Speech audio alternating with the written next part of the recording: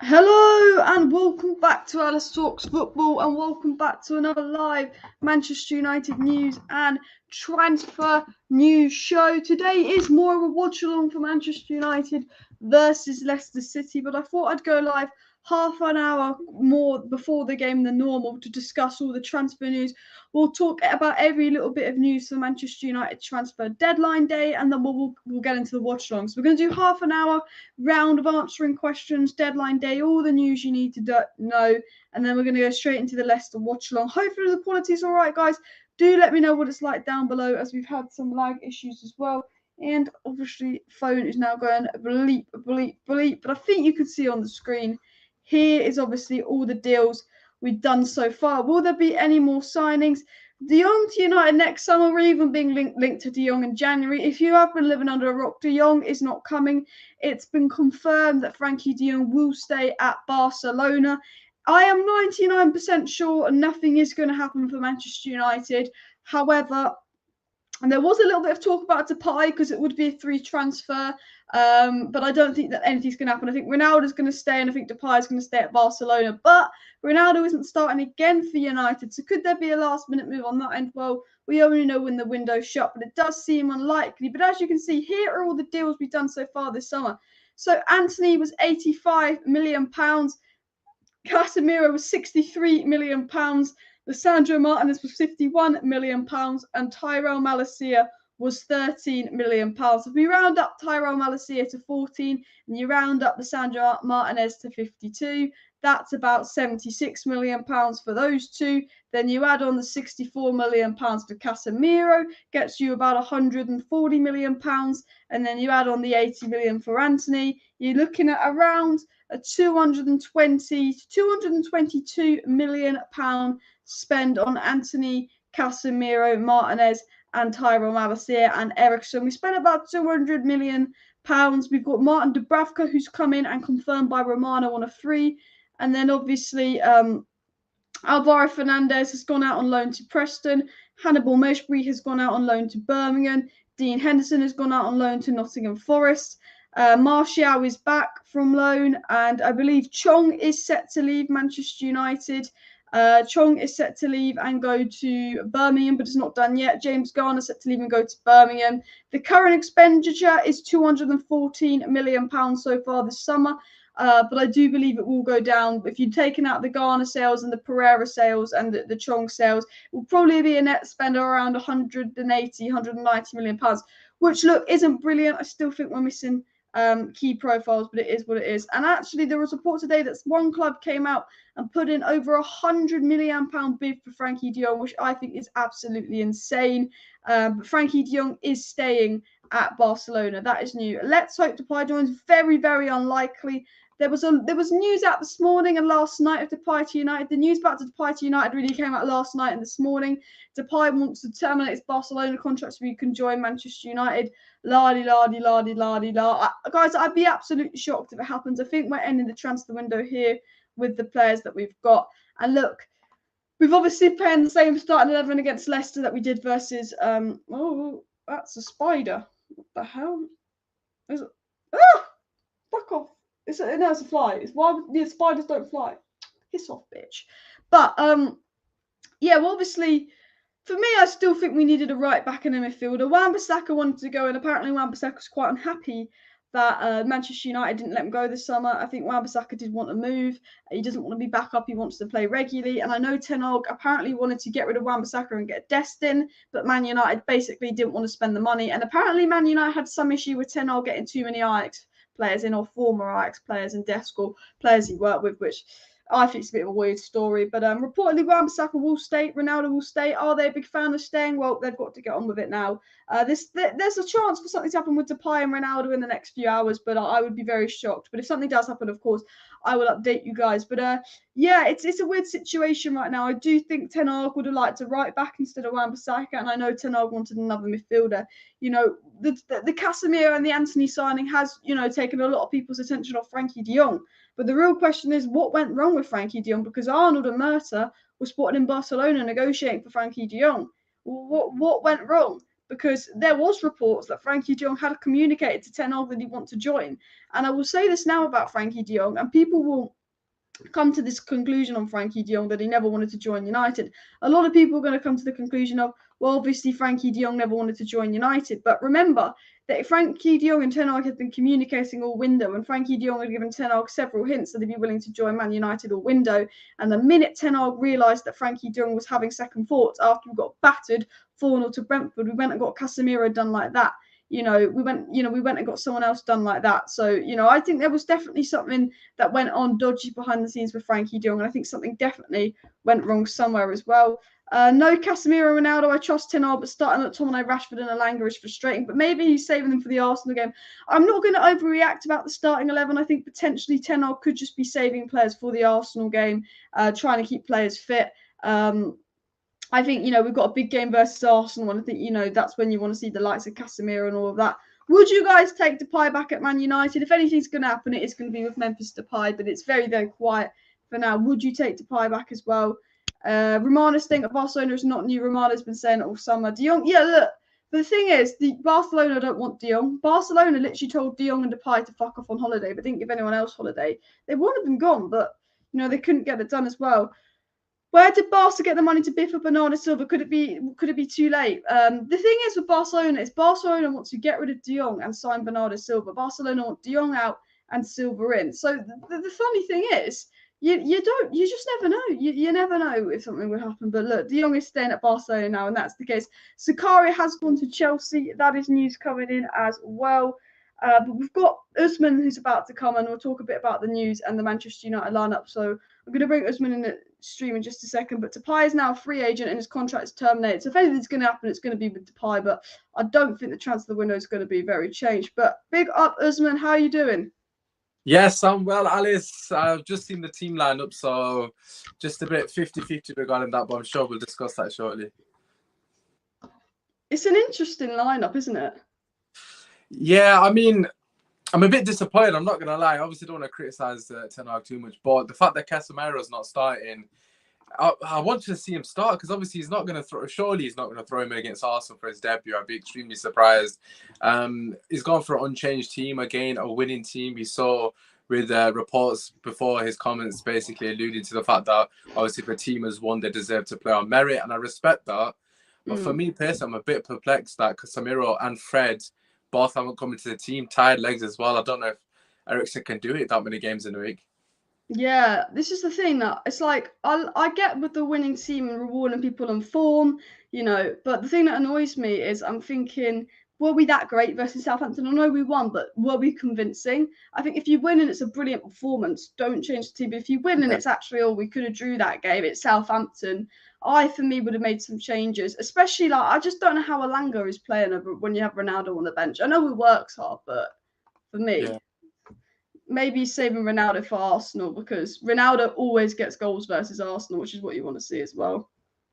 Yeah, I mean the Elanga one is the player that's causing a lot of issues on social media. Not surprisingly, of course, in the future that would be Anthony playing instead of Elanga, hopefully. But yeah, for me personally, the Elanga one again, it just comes down to has he offered anything going forward, and for me, it really hasn't. The bar against Trent, who can't defend, so anyone does well against Trent, of course, as we know.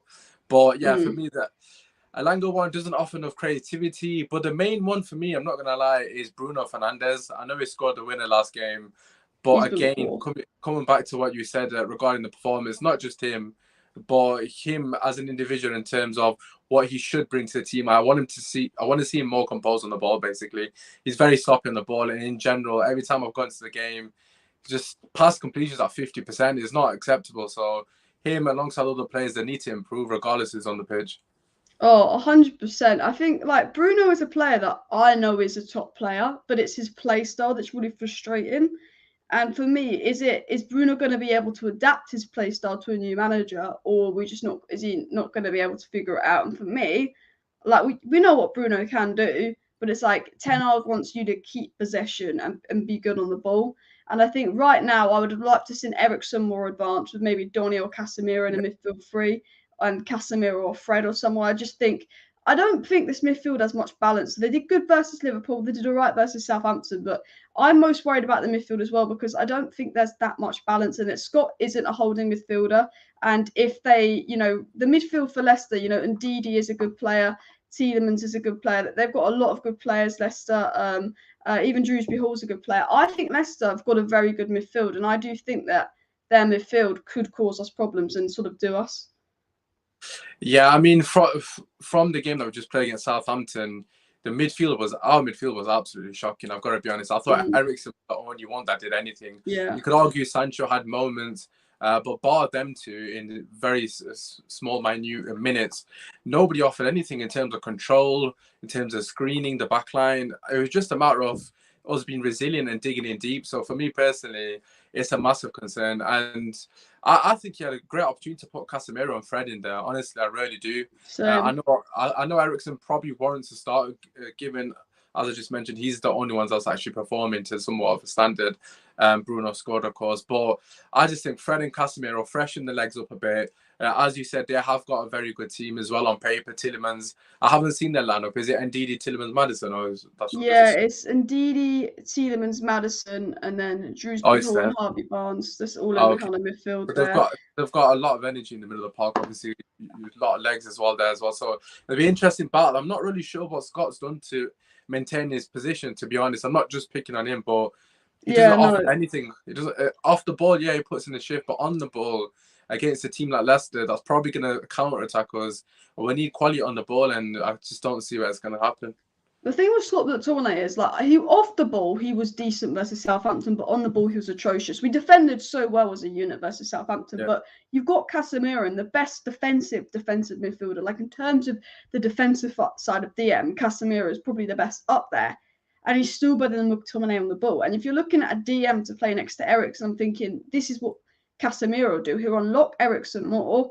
For me, it should be Casemiro instead of Scott McTominay, because I know we threw Malacia in versus Liverpool and he did really well, but I think you need that warm-up game for Casemiro. I just think, freshen it up, change it up a bit. You sign Casemiro for 60 million. For me, I thought McTominay was good defensively and put in a shift versus Southampton, but on the ball we lax. But if you're looking at someone to do a defensive job, that is why we've got Casemiro. So unless he just thinks Casemiro's starting versus Arsenal and he wants them fully fresh, that's the only explanation for me. Yeah, I mean, I can't really think of any other viable reason not to play Casemiro over Scott McTominay, bar the one that you just mentioned.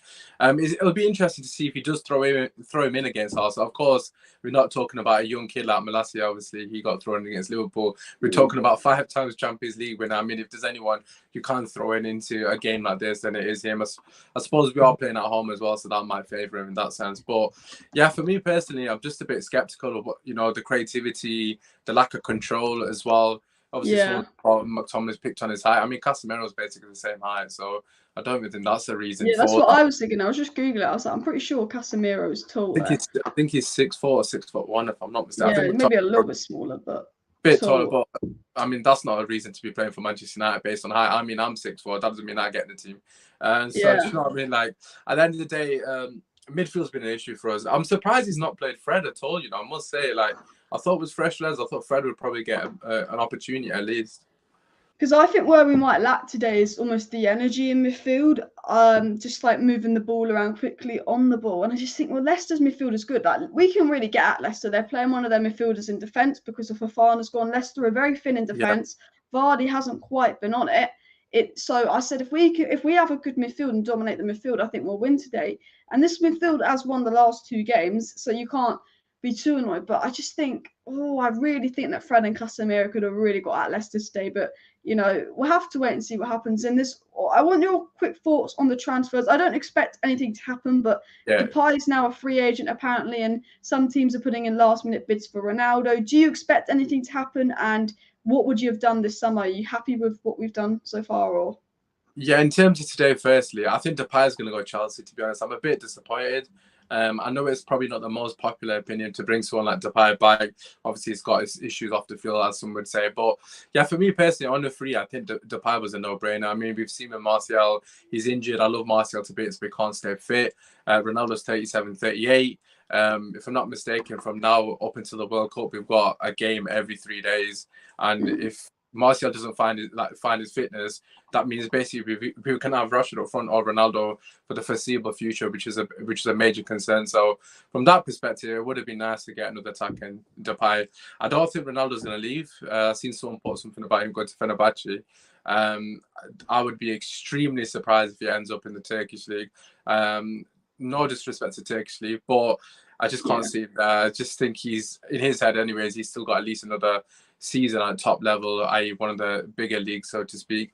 In terms of the window, to be honest, my main issue is, but the main two issues is that we spent too much time on Frankie de Jong. I mean, that goes without saying. And we didn't sign him as well, which is an absolute disgrace, to be quite honest with you. We spent all that time on his number one target and we didn't bring him in. And my second thing is we spent too much money on players. If we bought them early in the window, we would have saved money that could have been put on a centre mid. So, for example, Anthony being the best example of that. I mean, we've spent 100 million euros, which is roughly 84 million pounds. Could have quite easily gotten for 60 million, for example, which would have given us 24 million there. Casemiro, if we bought him really early into the window, which to me doesn't make sense why we didn't buy him. Why the hell were we going for, who was it, Rabiot instead of Casemiro? I mean, it's just absolutely astronomical, just ridiculous decision making. Yeah, so for me, the window, just poor planning, really. I mean, we've got good players, don't get me wrong, but the planning and the prices is just embarrassing. And we could have had a better window if we were more organized. So yeah, probably give it 6 out of 10. Personally. I feel like the planning was, we'll get a couple people in and hope Ten Hag can do a miracle work. I think they weren't really planning on fully backing Ten Hag, probably giving them 1 or 2 signings and some scraps. And then the pressure got on. We kept losing. The glazed out process was coming because it went from Rabiot and Arnautovic to Anthony and Casemiro in the space of a week, and it's like it's not a coincidence. You know, if the Anthony money has been there all along, why did we wait till August? You know, but that. It just doesn't make sense. At the end of the day, people will say, you know, we were interested in Anthony early in the window. We've shown real intent to get Anthony over the line the last couple of days. Hence the deal. We basically forced Ajax's hand, obviously, alongside the fact that Anthony basically handed a transfer request, which helped us. But if we did that early June, imagine, we would have probably got him for 60 million. He would have been on the pre-season tour. Obviously, he would have been embedded into the team, and he would have played the first games of the season potentially as well. And the exact same with Casemiro. I mean, if Casemiro is available and you know we can get him, okay, granted, you can maybe have saved 10 million potentially if we bought him earlier. But regardless of the money, we should have bought him early into the window as well. So he could have, with 5 games into the season, he's still not even embedded into the team. So for me personally, just lack of planning is extremely frustrating. One thing I will praise them for, but I suppose it's more to do with Ten Hag. Melasius and Martinez have both been, so far, don't know jinx them, but they've both been a revelation. No Maguire, no Shaw as well, which exactly, is the added bonus. Yeah, them 2 signings have been absolutely fantastic. Honest to God, I think Martinez in particular. I know Melissa has been brilliant as well, but it's just his demeanor. You know, I don't know if you saw what Anthony said about Martinez, the fact that he sort of gives you that extra bit of energy because you see him on the pitch and the way he's so aggressive and the way he's about just trying to win every single ball and his aggression with it, every tackle. You feed off that energy as a player, and you've seen that in the team. The camaraderie within the players has definitely improved. So for me, we've got the right players in, but I just think the planning's let us down massively. I'm 100% with you in that because I think the players we signed, I like every single one of them. But when you hear we spent 214 million, and for 214 million we get Malacia, Martinez, Anthony, and Casemiro, I'm thinking a good sporting director could get those 4 players, probably a good midfielder and a good right back for 214 million in May or June if we were really focused. And I think that's what irritates me. So I like all the signings, but one, we've overpaid massively. Why have we left it so late? Look, City got pretty much all their business done. You know, they were very prepared. Arsenal got the main core of their business done. And the 2 most important positions for us was DM and an attacker. We need another attacker. And they're the last 2 signings we get, and we get them after the season starts. We went into the season having lost Pogba and Matic and needing a DM desperately. We had Pogba and Matic to go into the season without a DM, without a new midfielder, which I thought was a disgrace. And the worst part for me was with Anthony. The reason apparently we didn't get Anthony when he was 40, 50 million is because we were going for De Jong. We needed to focus on De Jong and all of that. And it's like, so the reason you didn't get Anthony for 40 million was because you were going for De Jong, but you didn't even get De Jong. And then they're gone in. And I'm just like, you're overpaying for Anthony now. It's like that 30 million, 25 million, I reckon we would have saved on Anthony. Could have got us a nice, talented young midfielder in there as well. Bit of competition. Because I still think I'm happy with who we signed. I still think another attacker probably needed for depth. I think we can, if with Ronaldo staying, we can deal with what we have. But I do think we are still another player short, just because Martial's always injured. I love Martial, but he's just always injured. And I still think we need another box-to-box midfielders playing next to Casemiro. I think if we'd have got De Jong, it would have completed the window for me, to be fair. Yeah. But it's disappointing. But I want to know really what's gone on, because I think there's something that's gone on there that we don't know just yet. Yeah, I mean, obviously, like you said, De Jong would have been phenomenal. Even with Casemiro alongside De Jong, honest to God, you're talking top 2 teams, especially with the way Liverpool are at the moment. But yeah, for me personally, it's just the window itself. We have kind of fixed the relevant sort of issues and holes within the team. Right winger was massively needed. We've now got a specialist right winger, not Sancho playing on an inverted wing or whatever, non-inverted wing, sorry. And obviously we fixed the DM situation. So we have fixed 2 major gaping issues, but there are obviously still going to be holes. The window is never going to fix all the problems.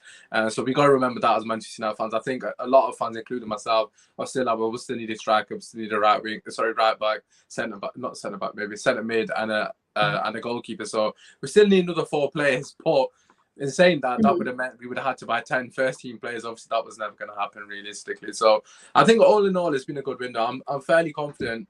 But the players that he's picked, though, they have the right mentality, which is something that's extremely important to me. So we'll have to wait and see how they get on. Yeah, Wan-Bissaka and Shaw out with knocks. Ten Hag said in his interview, Wan-Bissaka and Shaw out with complaints, but I think he just meant knocks, because in my head I was thinking, what, they've been complaining or something. But I did hear something that Wan-Bissaka did want to leave because he wanted regular game time, but it seemed that Ten Hag would have liked Dest in and Wan-Bissaka out, but the board just didn't really want to deal with, basically spending 50 million on Wan-Bissaka and only selling him for 10 million, and probably the look of it. It's just, I get that kind of impression. But that's just poor from the board. Okay, granted, his price is going to drop. There's no denying that. But to sell him for 10 million is an absolute joke, because you've got Liverpool and other clubs selling way below par players for 20 million. I mean, to come back to the Solanke, they've sold him for 30 million or whatever it was. They even sold Nico Williams to Nottingham Forest for 15 to 20 million. So you're telling me we can't get at least 20 million for Wan-Bissaka? There's definitely be a Premier League team in for Wan-Bissaka for 20 million. I mean, that's still a good price in this day and age for someone of his quality. I know obviously he doesn't suit the way Man United does, but if a team that's going to sit back, he'd be absolutely phenomenal for them. So for me, it's just the board have got absolutely no clue how to sell players firstly. Oh my God. James Garner was 9 million going to 50 million add-ons. We got mugged off. I mean, the fact, again, it just comes back to just no clue. There's people up there that haven't got a clue how to run a football club. I mean, how are we getting someone like him? How we get rid of someone for 10 million, basically, when he's had a fantastic loan? He's helped his team get promoted. I know people are saying, well, Nottingham Forest have signed all these players and they're not interested in Ghana. Fair enough. But again, we probably could have got 20 million for him, realistically speaking. 100%. Could have easily got 20 for him, because Everton would have paid 20. They paid 40 for a goal. Oh, exactly. Gibbs White went for 44, including add-ons. They spent 40 in a Wobie. I mean, yeah, for me personally, Everton are an easy team to rinse, but it's just Man United incapable, aren't they? I was saying this in my video earlier, United have had the highest net spend in the last decade out of all the teams. And I said, the funny thing is, the Glazers, they always want to, how much money can we save? But I've always said, if they actually got a proper sporting director in, and they got someone that knew transfers, got business done early, I reckon you could be getting, 25 million for Ghana. We could be getting money for Baye. We could be getting money for Wan-Bissaka. Maybe finally get rid of Phil Jones.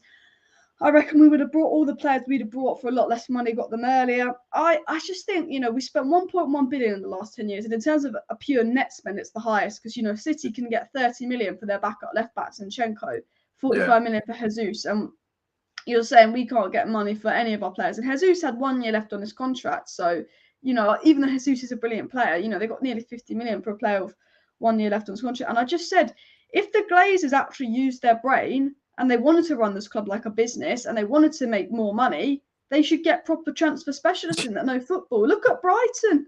You've got whoever's doing that at Brighton for us. And I tell you, we could have a 400 million net spend instead of 1.1 billion and probably have that team right now. No, I mean, it just doesn't make sense. Like, you'd think people that have got this amount of wealth that they know how to run businesses. I mean, they're not even running it like a good business. If anything, they're failing on that department as well. Just as you alluded to there, the fact that, you know, we spent 1.2 billion, that could have easily been down to 700. Someone's obviously saying it's down to Woodward, but it's not just Woodward. Obviously, he has Joel Glazer's notoriously been extremely difficult to work with. Obviously, he's not letting Ronaldo leave as it currently stands. And he's sanctioned a lot of deals that he shouldn't have sanctioned. But yeah, for me personally, if you look at other directors of football, is it Campos that's at PSG? Yeah. I mean, he's basically replaced their entire midfield for like 50 million. Like, he's bought 3 quality young players and transformed the way that they recruit. Obviously, in the past, PSG is similar to Man United, have spent astronomical amount of money, and they probably haven't gone about it the right way. Now they've got a proper sporting director in. They've just had one of the best windows they've had in recent times, and they've barely spent any money. So for me, it just comes down to the same thing: the structure, the lack of structure at Manchester United. It's just absolutely ridiculous, and I don't think they're ever going to improve. I always look at Liverpool because they're run by American owners, sort of similar to us, but not nowhere near as bad as our owners, obviously. But they've got the right people in. And Liverpool, you know, obviously they made big money on Van Dijk and stuff, but Liverpool got a lot of players from, you know, the German league, the French league. You know, a lot of their players were like pretty decent, young, hungry players, not big names. You know, we went in for the big name players. We spent all our money on the big name, high wage players. But, you know, Salah was quite a young, hungry player before Liverpool. So was Alisson. So was Van Dijk. You know, Robertson came from somewhere like Hull, I think he came from. You know, Matip was Schalke. Firmino was Hoffenheim, Mane was Southampton. You know, all these players that Liverpool brought, you know, they obviously paid a bit for them because, you know, when you're a big six club, you have that extra tax. And I always think United should almost, I hate saying it, but we should have almost copied Liverpool's strategy. And I think that's what Ten Hag's trying to do with, you know, your Martinez, your Melasses. But I think the way forward in football isn't these big names, because you can have 11 big names. And we saw that last season. We had 11 decent individuals on the pitch, minus the DM. You know, we had Pogba, Ronaldo, Sancho. We had all these big names on our pitch, Varane, and they couldn't gel. They couldn't play together last season. It's about building a team of, I think, young, hungry players that want to play together. What Arsenal are trying to do now, what Liverpool are doing. And I think that's what PSG are trying to do. And I just wish that we had someone with like a bit of brains in the club that was like, oh, Fabio Ruiz, 25 million. That would be a good steal. You know, we can't get Frankie de Jong. No, let's get Rabiot for 20 million when Fabio Ruiz is 25 million. Like, we seem to go for it doesn't make sense. Like, it comes back to, like, you know, when Ralph was here, and he obviously, granted, he wasn't a great manager. I don't think anyone would obviously argue with that. But in terms of his talent ID, you know, the fact that he was in board meetings mentioning players like Nkunku and these, like, I've never heard of him. I mean, how is that thing? Like, this guy was one of the best players in Bundesliga, and they're not even aware of him. He's not even on their radar. I mean, and that's the issue with. It's not, obviously the board is one problem itself, the lack of structure, but also the scouts as well. I mean, our scouting network is just so. I remember they said something a couple of years ago. I don't know what it was on, but they said they scouted, what was it, like 100 or 200 right backs, and they arrived at Wan-Bissaka. I mean, I could have told you about Wan-Bissaka. He plays in the Premier League. I know. And he plays at Crystal Palace, and the person that they've signed doesn't even suit the way Oli wanted to play. So it didn't make sense. Like, stuff like that, you just look at them and think, these guys are hopeless. Like, honestly, you mentioned Liverpool there, but I think Southampton are probably one of the better teams forward. As I mentioned, Brighton as well. I think Brighton have been fantastic over the years as well. They've been brilliant. Obviously, Casado and players of that ilk, you know, they've basically they're fantastic at finding gems. But I think Southampton at the moment, I suppose they're kind of looking at Liverpool's squad, Man City's academy and Chelsea's academy, etc. But the way Southampton do business at the moment, man, you got to commend them. And they're bringing a lot of young players in, as you alluded to, as well with Arsenal. And some of these guys are shining because they're getting the opportunity. Our thing was, we just need big names. And even this window as well, the Casemiro is a big name. So it'll be interesting to see how he fares. But I think we can kind of get a pass on that. But yeah, moving forward, we need a proper structure. We can't be spending 3 months chasing Frankie de Jong only not to get him. I mean, if you're going to commit to that player, as you said, you've got to have a plan B, firstly. Secondly, if you're not going to get him, you need to make sure you move swiftly with someone else. You can't just not end up with anyone, which is what we've done. We've just not got anyone. So, yeah, that is extremely disappointing. Do you think a little bit it is United want to sign big names because the commercial side? Ronaldo, you know, we could have got a DM. I love Ronaldo. I was so happy we signed him. I don't think he's the issue, but If someone had said to me we could have signed Ronaldo with DM last summer, I would have been like, oh, I love Ronaldo, but we do need a DM. Yeah. And for me, I think the Ronaldo's the commercial side. Ten Hag reportedly said, well, if he wants to go, let's let him go. And then the Joel Glazer was like, no, commercial business. But do you think we just go for some of the big names just for that commercial side? Because, you know, we could go for some, I don't know, really underrated player in the French league that isn't that well known. Yeah. We could go for like Maxime Kakare, this young up and coming box to box midfielder, quite unknown. But then, but if you go for like a more known name, like a Ruben Neves, you know, or even more well known, you know, like obviously Casemiro, big name, Real Madrid, Barcelona kind of players, you know, the hype around it is like all the social media and all that. And I think, you know, United, they still try and think of the commercial side of deals. Like we announced Varane like 5 times when we signed him. We made like 5 announcements for him. We've done the same with Anthony. I was just about to say, like, how many times they're absolutely milking it. Don't get me wrong. Obviously, as a fan, you want to see X, Y, Z, but chill out. We've not won anything in 6 years. Okay, you signed. Okay, fair enough. One video, but they keep posting about the guy. Go on their social medias. They posted about 10 times. Yeah, for me, just to answer your question, oh, absolutely. I mean, they love social media engagement. They live for that. I mean, that's one. They probably put social media engagement above everything else. So that was the football on the pitch is probably at the bottom of their priorities. But what I will say is Ten Hag, the way he's approached the window, obviously minus the Casemiros, etc. I'm really happy in the manner in which he's approached it, because he's stuck by his guns and he said, I'm already getting certain players that suit my style of football. And that's something that I said way back in April. When Ten Hag comes in, it's important that we do not stray away from that. And I suppose the Casemiro may fall into that bracket that we may have strayed away from what Ten Hag wants to do. But if you look at the other players, the Martinez, the Malacia, now hopefully Anthony as well, these 3 players in particular, they're exactly what Ten Hag needs in his system. And I'm excited to see that in the future as well. And I really hope the board continue to adopt his philosophy and start backing the manager based on what they need, rather than, obviously, as we said, marquee signings. So I'm happy we didn't get the ball in a way, although I probably would have taken him because I'm desperate, or was desperate at the time, should I say.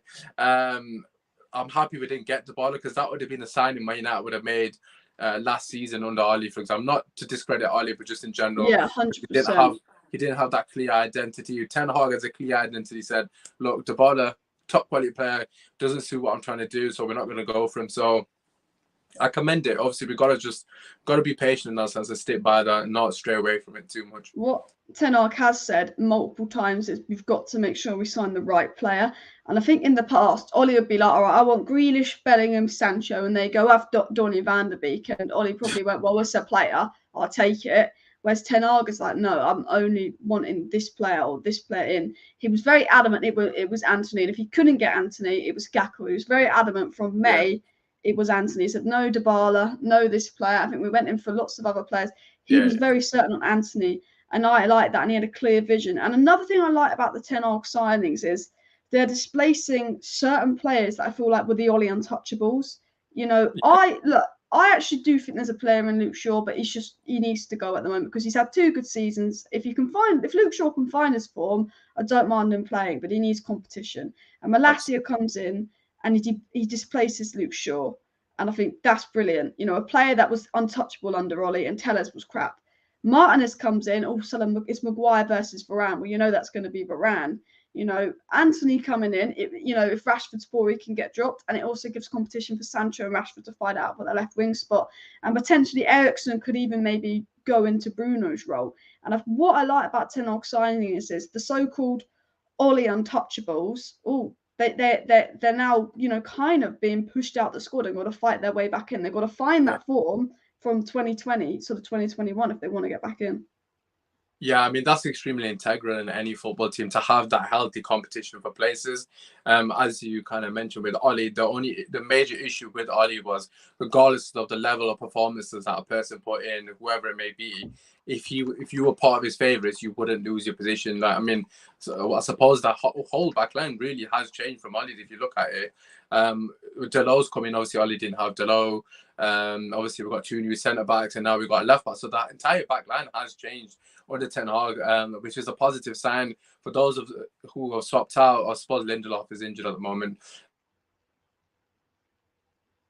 Oh, apologies, I got a phone call. Can you still hear me? Yeah, I can still hear you. Yeah. My cousins just rang me randomly. But yeah, those that have switched out, so to speak, they have to fight their way back in. As you said, Maguire in particular and Luke Shaw, them two in particular, for me, they have a lot to answer for because, you know, they've been extremely complacent regardless of how they play. They can drop 1 out of 10 week in, week out, and they would have kept their spot. So yeah, for me, I'm excited to see how they try to get their way back in. And if they don't, then obviously they know where the door is, and that's how it should be. And that includes Ronaldo as well. I'm happy. This comment on the screen here. I'm happy Ronaldo's not starting. I mean, obviously we speak a lot. You know, I'm a big fan of Ronaldo's, but at the same time, just because he's Ronaldo, he shouldn't be playing. And I'm happy that Ten Hag is sticking to his guns. Ronaldo doesn't suit the way I want to play, therefore he's not going to start. So I think that's extremely important as well. And we can't overlook those decisions from the manager. What I was going to say, what I love about Ten Hag is it's about, you know, you play well, you play. I think there's certain players, and I think we've had a big problem at United in the dressing room, and a lot of the dressing room issues were caused because Baye would be like, well, why is Maguire starting? He's been crap. There's been a lot of issues at United because certain players, as I said, were untouchable under Ole. Your Bruno, your Rashford, your Luke Shaw, your Maguire, your Wan-Bissaka. They were untouchable under Ole Gunnar Solskjaer. No matter, Donny could come and have a 10 out of game, Scott McTominay wouldn't be dropped. Donny could have a literal 10 out of 10, Scott McTominay wouldn't be dropped. Baye could have a 10 out of 10, Maguire wouldn't be dropped.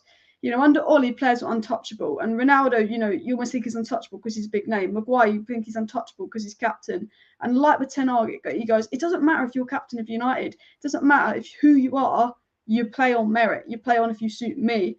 And that sends a message to everyone that there's no player power anymore. This is, if you want to play under the manager, you've got to work hard. You've got to play well. You know, Ronaldo, you're Cristiano Ronaldo, but if you want to start under me week in, week out, you've got to prove to me that you can score and you fit my system. Harry Maguire, you know, you've got to do better than Varane and Martinez to get back in the squad. You know, just because you're captain doesn't guarantee you game time.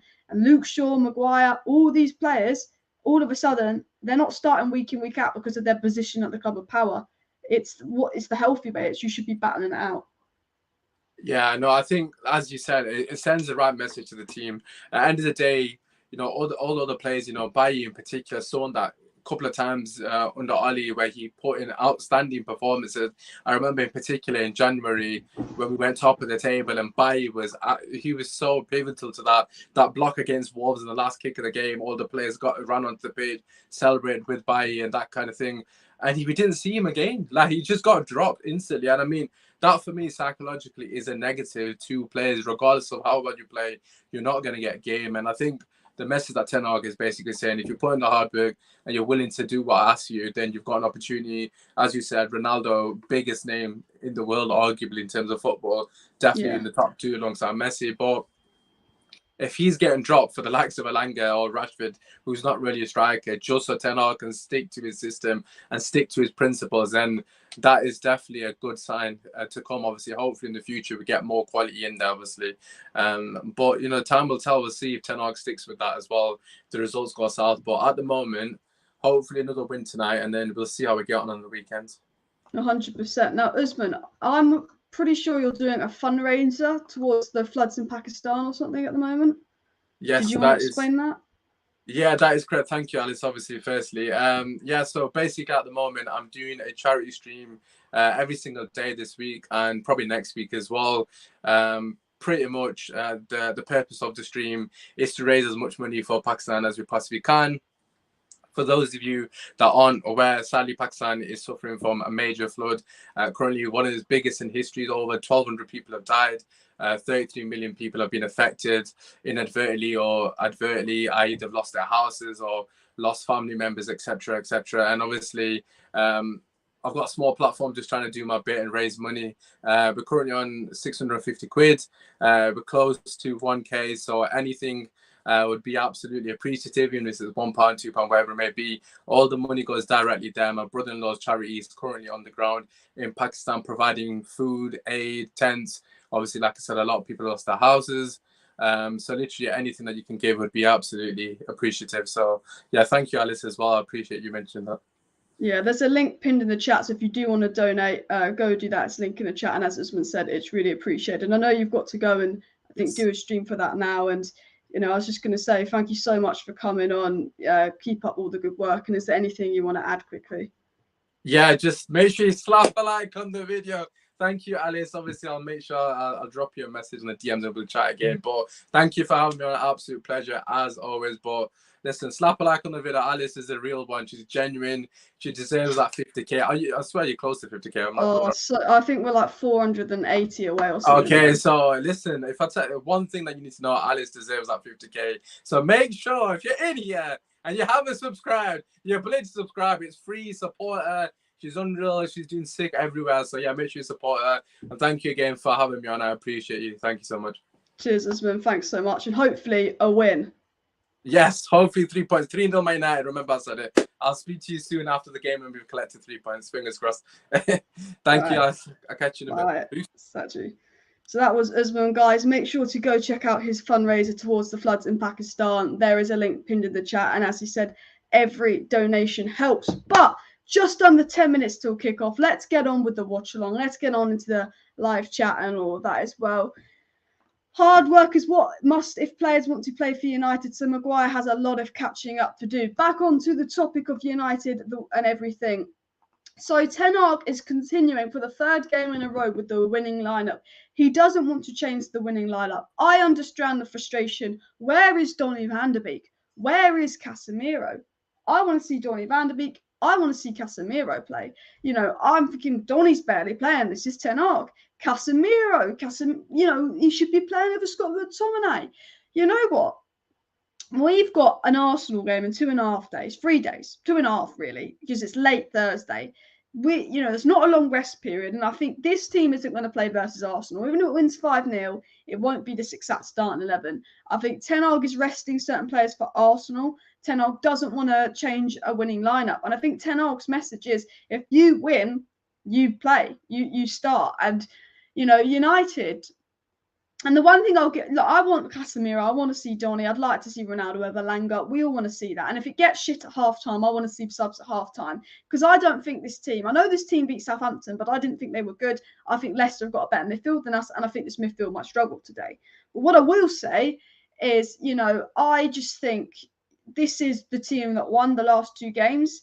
This sends a message to, if you win, you play. And for me, what United lacked versus Brentford and what United lacked versus Brighton was the players just seemed to not really be willing to play together.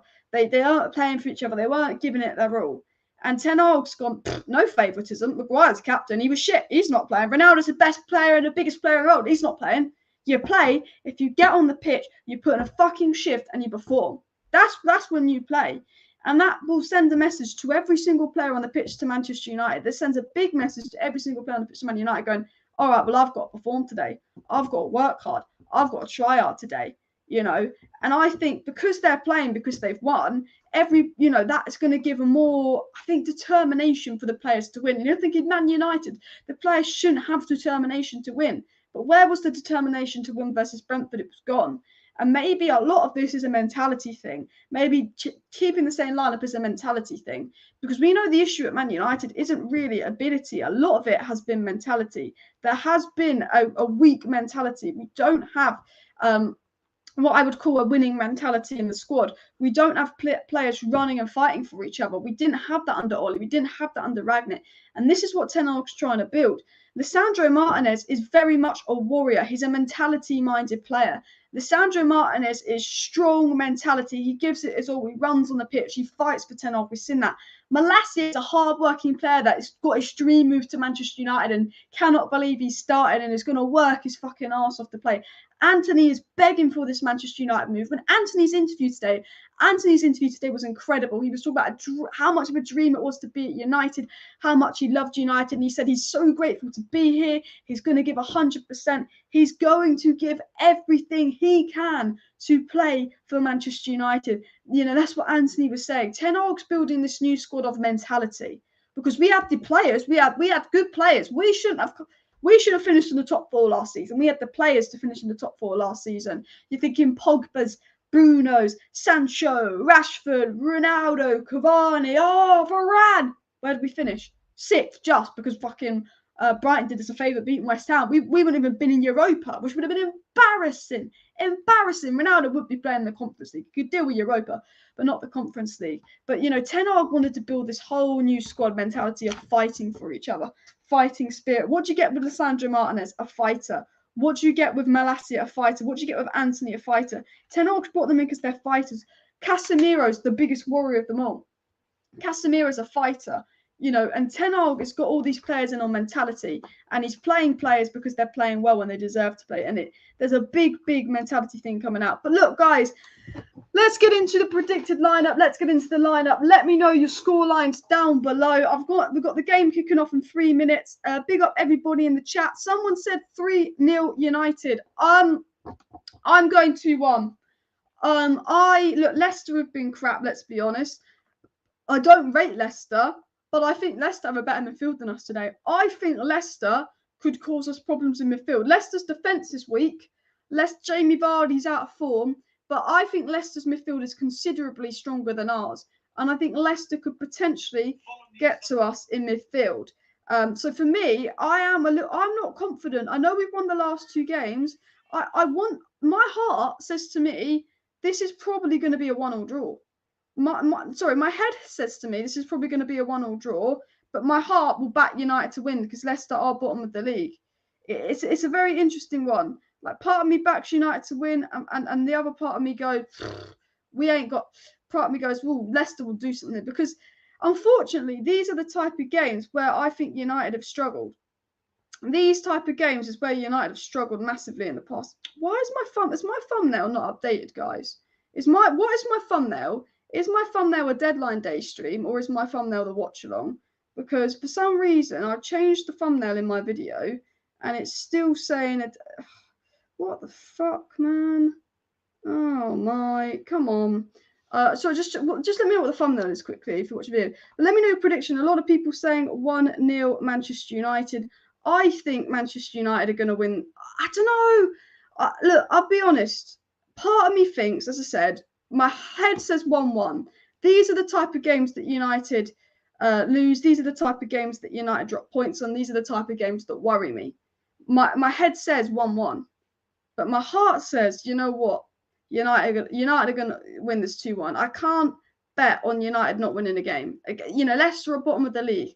Leicester are crap at the moment. Like, for me, I'm just like, surely this is a United win. You know, surely we beat Leicester. You know, this team's unbeaten in 2 games. Ten Hag's finally getting some momentum. Surely we beat Leicester. I'm just going live on the TikTok. So everybody, get your score predictions in down below. Who do you think is going to score as well? Why is Casemiro not playing? Honestly, I wish I could answer that question.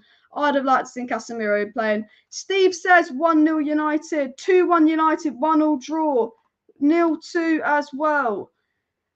4-3 United, 1-0 United. A lot of 2-0s. Most people going with United. Some people like me thinking, a draw could happen as well. 2-1 United, 4-3 United.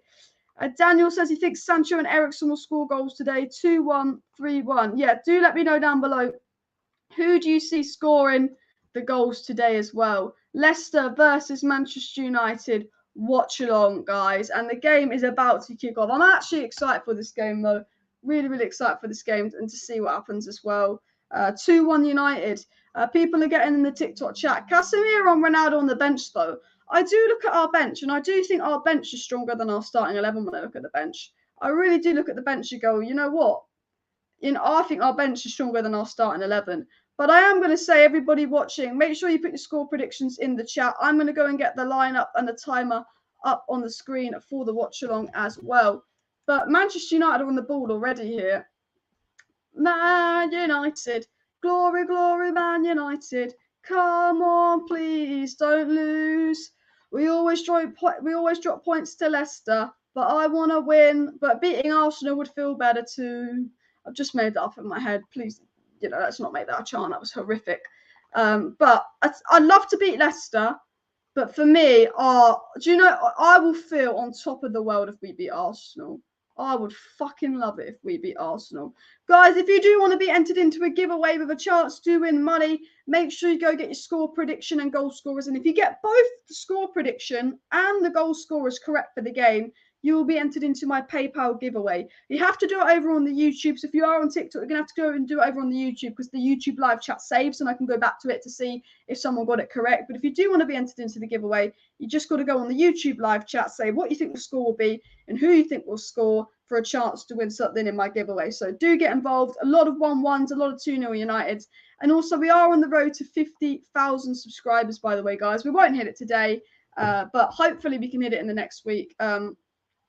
We are 494 subscribers away from 50k, so it's mad, isn't it? It's mad. Bruno on the ball, Rashford, good play here by United. Come on, oh Alanga with the speed. I tell you what, Alanga does bring is the speed. Bruno with an awful pass. Fucking hell, what was that? What was Bruno? Awful pass. A lot of 2-2. A lot of people think United will win. Well, Leicester are rock bottom of the league, but Leicester away is always a difficult game for United. It's always a difficult game. Do subscribe if you're new. So close to the 50k now. 49.5k subscribers, guys. We're getting close. So if you are on TikTok, make sure to check out the YouTube as well. We had an attack, and Bruno, man. I like Bruno, but his passing accuracy is -10 at the moment. It's honestly -10 at the moment. It's just absolutely does my head in. Absolutely does my head in at the moment. Who's that? What's Leicester's goalie now? Ward, isn't it? Rangers or Celtic? I don't know. I honestly don't care. But I'd probably go with Rangers just because Celtic have won it a lot more lately, and all the Liverpool people seem to like Celtic for some reason. So I'd probably say Rangers. If I was to be honest, because Ahmad went to Rangers. I like his cardigan. Thank you very much. 2-0, Ericsson and Rashford. I'd like us to. I would really like a game where we scored more than one goal. I want a game where we win, even if it's like a 4-2 or a 3-2. I want to see like 3-4 goals today. I don't think we will, but you never know as well. Glory, glory, Man United. Glory, glory, Man United. Glory, glory, Man United. Ba-da-bum, ba-da-bum, ba-da-dum, dum, dum. Glory, glory, Man United. Bruno, come on, Bruno. Oh, we're only 1 minute. It's fine. Alice, do not stress over a game of football. We're 1 minute in. We're not losing.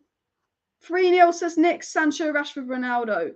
If United win this 3-4-0, I'd love it. But Leicester always give us a difficult game. And Leicester have a good midfield. The Leicester's defence, nah. Leicester's midfield, I think it's better than ours. Oh, I was about to say well done, Scott, but he's dribbled the ball off.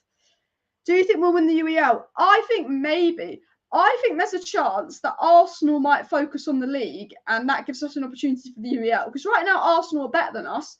However, Ten Hag's proved it at Ajax. Ten Hag's a big game manager. Ten Hag's a knockout football manager. You know, we beat Liverpool, not because we're better than Liverpool, but Ten Hag kind of changed it up massively versus Liverpool and it worked. And Ten Hag is, you know, with Ajax beat a lot of big teams. And I think we could win the Europa League easily. I think it's between United and Arsenal and whoever drops down from the Champions League. And I think that, you know, even though Arsenal are better than us right now, I think Ten Hag could beat Arsenal in the final because Ten Hag's just that kind of manager. You know, Ajax knocked out Real Madrid the year after they won it. You know what Ten Hag is like. So I think we could definitely win the Europa League, especially because I feel like Arsenal could be more focused on the league, getting their top four sealed for next season that way. I think our best chance of getting top four next season is winning the Europa League. Even though Chelsea look iffy, I think City will win the league. I think Liverpool will still come second. I think Arsenal could be third and Tottenham could be fourth. I think we'll come fifth, sixth or seventh, depending on if we can build some momentum these next few games. But what I will say is I think Europa League is our best chance of getting into the Champions League as well. If we win and we go fifth, I know it's mad. I mean, look, we want to be in the top four, but if we win and go fifth, I mean, compared to where we were just the other day, it'd be absolutely brilliant. Expecting United victory, also a Jamie Vardy hat-trick to save my game week. You know what? Haaland saved my game week. I had a stinker, but I have Haaland and Jesus. Haaland and Jesus are my strikers. So even though everyone else stunk up the place, Haaland and Jesus were like, we'll save you this week, Alice. We'll save you. And even the ref versus Liverpool saved me because then Salah got an extra assist, another 5 points. So my FPL was a stinker at first. and then it massively improved as well. Guys, if you are just joining the YouTube video, let me know what the thumbnail is. Is the thumbnail my watch along thumbnail, or is it the thumbnail for my live stream, my deadline day live stream? Because apparently some people say it hasn't updated, but I think it might have just updated now. And please do smash that like button, and of course subscribe down below to Alice Talks Football if you're new. If you want to stay up to that with all the latest Manchester United news, updates and more, do subscribe as well. It's mad. It's madness. We're very close to 50k. It's saying watch along, which is good. Alice, United will beat Arsenal 1-0. Ten Hag is that guy. Ten Hag is that guy. United could find a way to beat Arsenal. I fully trust Ten Hag. You know what he's like as well. Leicester on the ball here. Leicester playing it around. Hopefully it won't be a boring game as well. I got Haaland and Jesus as well. Sancho. I'm thinking about. I had Rashford in mind because he's 6.5 million. I know he's going to play a lot, but I'm very taking Rashford on and off the bench in FPL. I'm very. Dilo's the only Man United player that consistently plays in FPL because he's going to consistently play and he's cheap. But with United, I'm not consistent enough to go on the risk of Sancho yet. But Sancho, definitely got a goal and assist in him. Sancho. I think, I really can't wait till Martial's fit. I think Martial will make such a difference to this team. Martinez and Malacia have been massive difference to the defence. Those two signings have made a big difference to our defence. But I still think, I look at the attack and I go, we are missing that Martial. Rashford with the cross. Bruno! Oh, what the fuck was that? Oh, I mean, we won a corner, but it's just so frustrating, man. Bruno, I don't know what's going on with Bruno's decision making. It falls to him.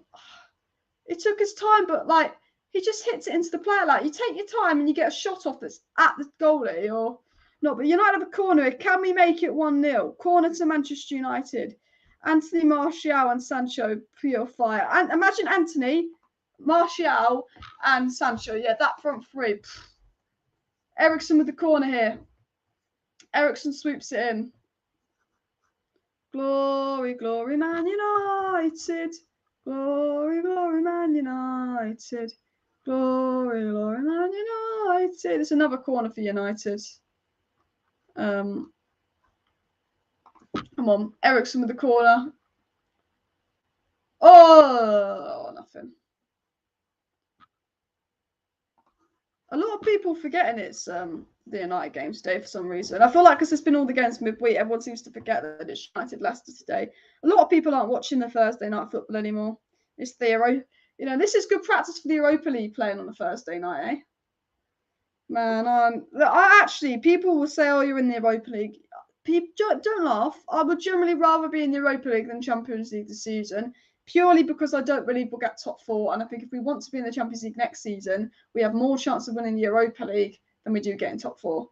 And it also gives us an opportunity to rotate more in the Europa League. So I'm not that, now I think about it, I was upset not to be in the Champions League. It, probably would have helped the De Jong deal. But I think the Europa League, with the situation United are in, would benefit us more this season. You got to look at the positives of everything. Team for Arsenal could be De Gea, Dalot, Varane, Martinez, Malacia, Casemiro, Fred, Anthony, Bruno, Sanchez, Rashford. That's what I'd quite like to see for Arsenal there, Nick, as well. I'd quite like to see Ronaldo versus Arsenal because Ronaldo just is a big game player, isn't he? He always gets a goal versus Arsenal or Tottenham or someone or Chelsea. It's just what Ronaldo does. It's just what Ronaldo does, man.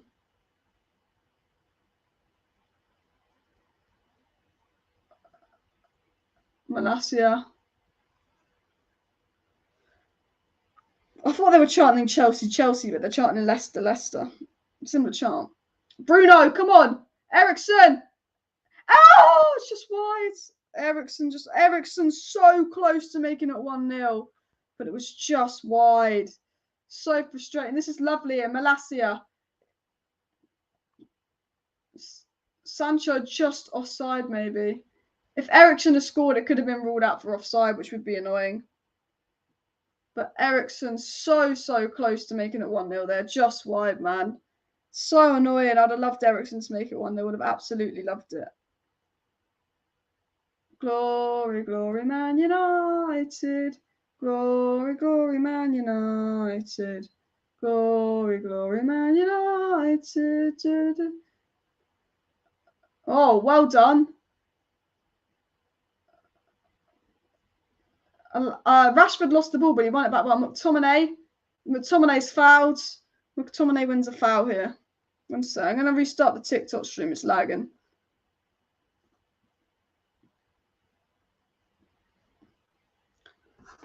Love the glasses, thanks. Oh, guys, make sure to get involved in the live chat with your comments, thoughts, and all of that as well. I will be reading out my live chats and getting into it.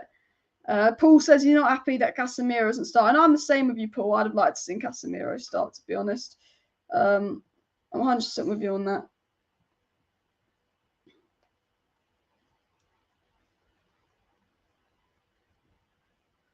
You think United are the team for me? Nottingham Forest took Rangnick's advice seriously. Honestly, Nottingham Forest were the only team that seemed to be listening to Ralph Rangnick, weren't they? Everyone else just thought, nah, you know what? Nah.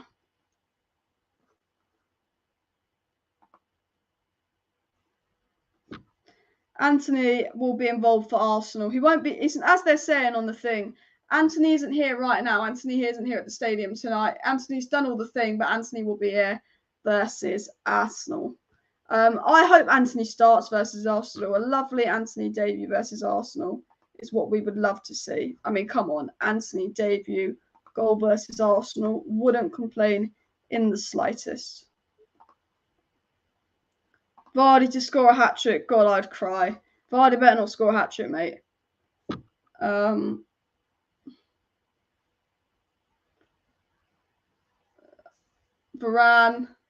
Low on the buoy. United started well. We're 13 minutes into the game. United have had more possession and more chances. It's not been the most exciting game just yet, but United have been the more attacking team. Game probably needs a goal soon, to be honest, because it's not the most exciting game. Hector Bellerin has just signed a 1-year deal to join Barcelona. Interesting news that, eh?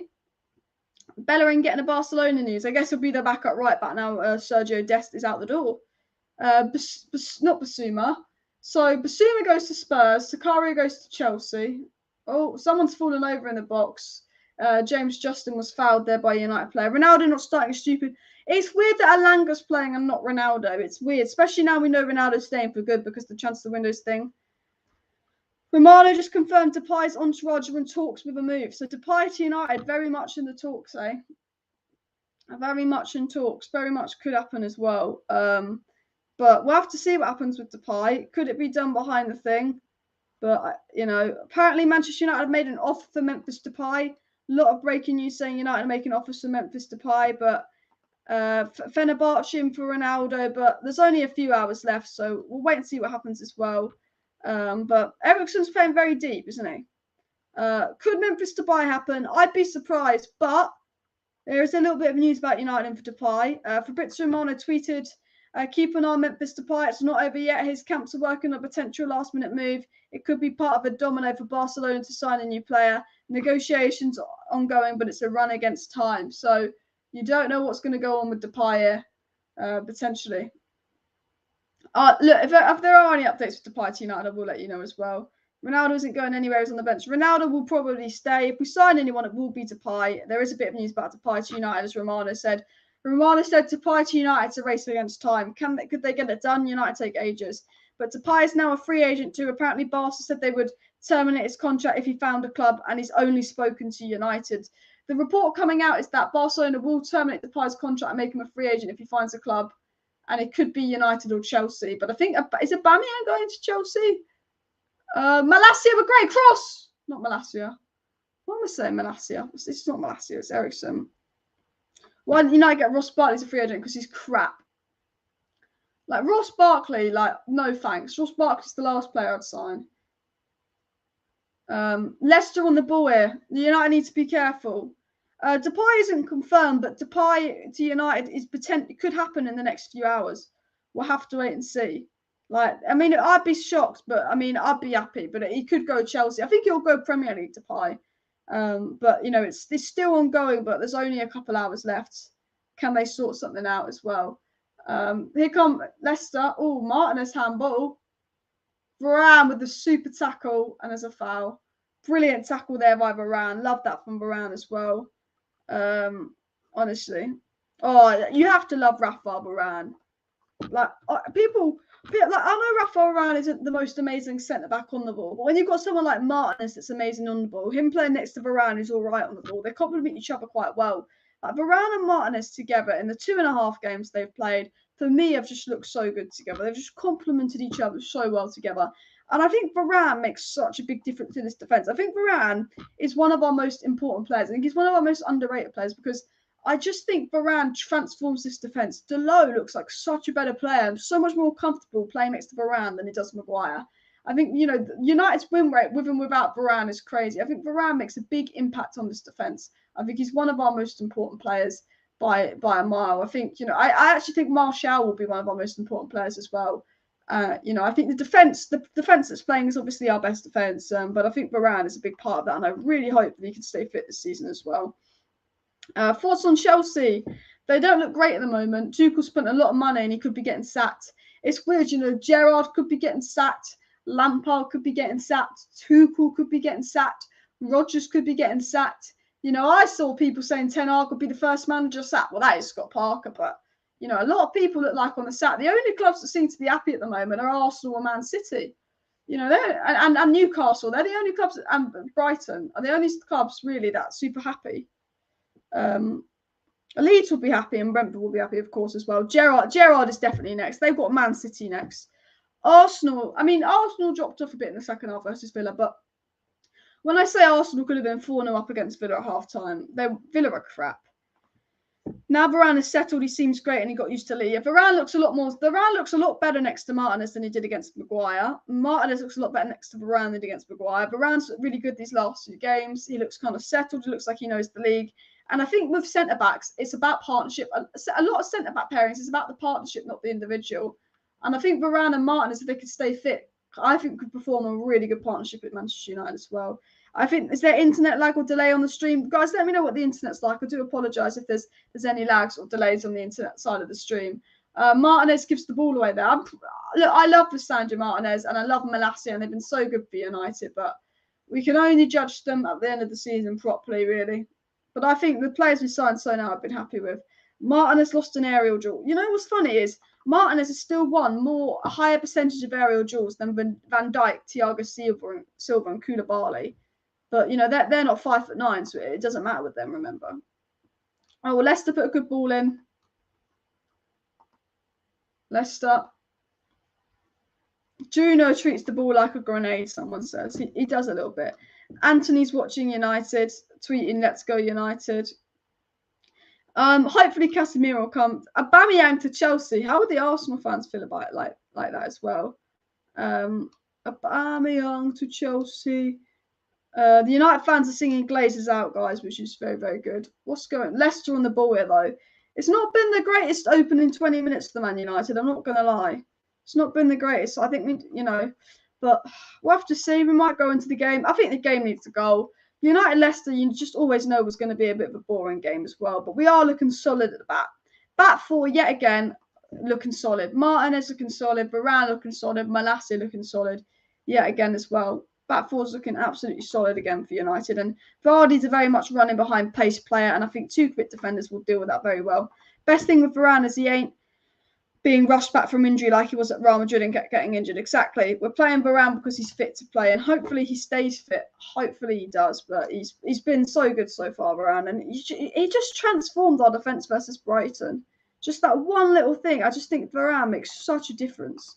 It's actually mad as well. I'm surprised that Chelsea signed Aubameyang. I know they've been linked to him for a while. I think Chelsea getting Aubameyang could open the door for Depay to United. And look, guys, Fabrizio Romano said there's still a chance for Depay to United to happen in the final hours. So do keep an eye on the news as well. People saying Maddison could score. No shot on target so far for either side, with 53% possession being United, says Diego as well. And keep smashing the like button. And, of course, subscribe down below if you're new, guys. Maddison with a good cross. Not good cross, actually. It was useless. We are 475 subscribers away from 50k. So if you're watching on TikTok and you're not subscribed to my YouTube, feel free to check it out. And if you're watching right now and you're not subscribed, feel free to check it out. I do watch-alongs to all the games. Come on, United. Come on. Come on, United. Come on. Glory, glory, Man United. Glory, glory, Man United. If Varane gets injured, rather Lindelof than Maguire. Be interesting to see how when Lindelof starts playing and getting involved as well. Someone said Tielemans or Maddison to score. Hopefully a Man United goal. The thing is, will be interesting is, whenever Man United have gone a goal down recently, they've lost a game. The last time we went a goal down and won a game must have been back in like January. Whenever we go a goal down, we lose the game. It would be interesting to see. I don't want us to go a goal down because I think we'll lose the game. But if we do go a goal down, it'll be interesting to see how this team responds. It'll be very interesting to see how this team responds. And I also think that this team, I know it's unbeaten, but it's crap. Like Leicester look the better team and Leicester are bottom of the league. Well done, McTominay. Really good that from Scott McTominay. Really, really good that. Really good defensively. This team looks really good defensively, but on the ball, this team is crap. This midfield needs someone. This midfield is crying out for Donny van der Beek, which is crazy, but it is.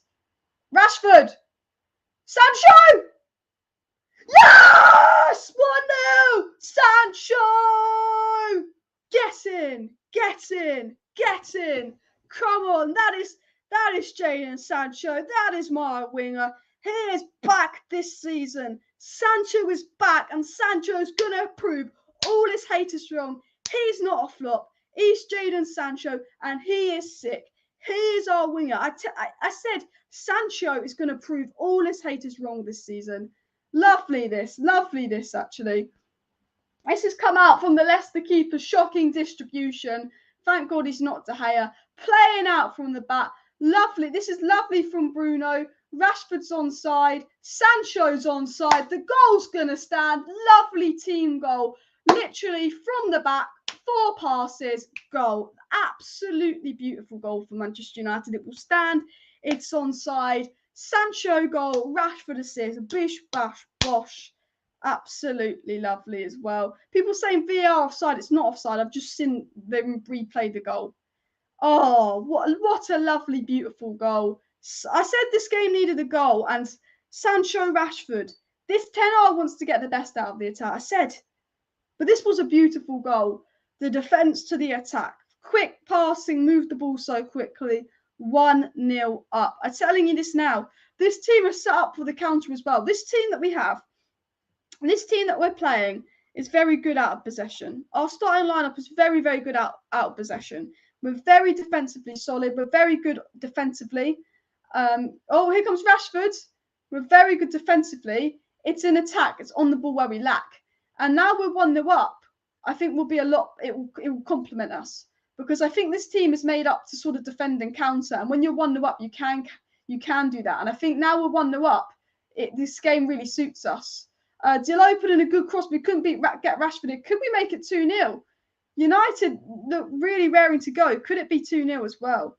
But you can see with United here, we're very good out of possession. This team is very good out of possession. It lacks in possession, but now we've got the goal. Can they push on? The game is in our hands.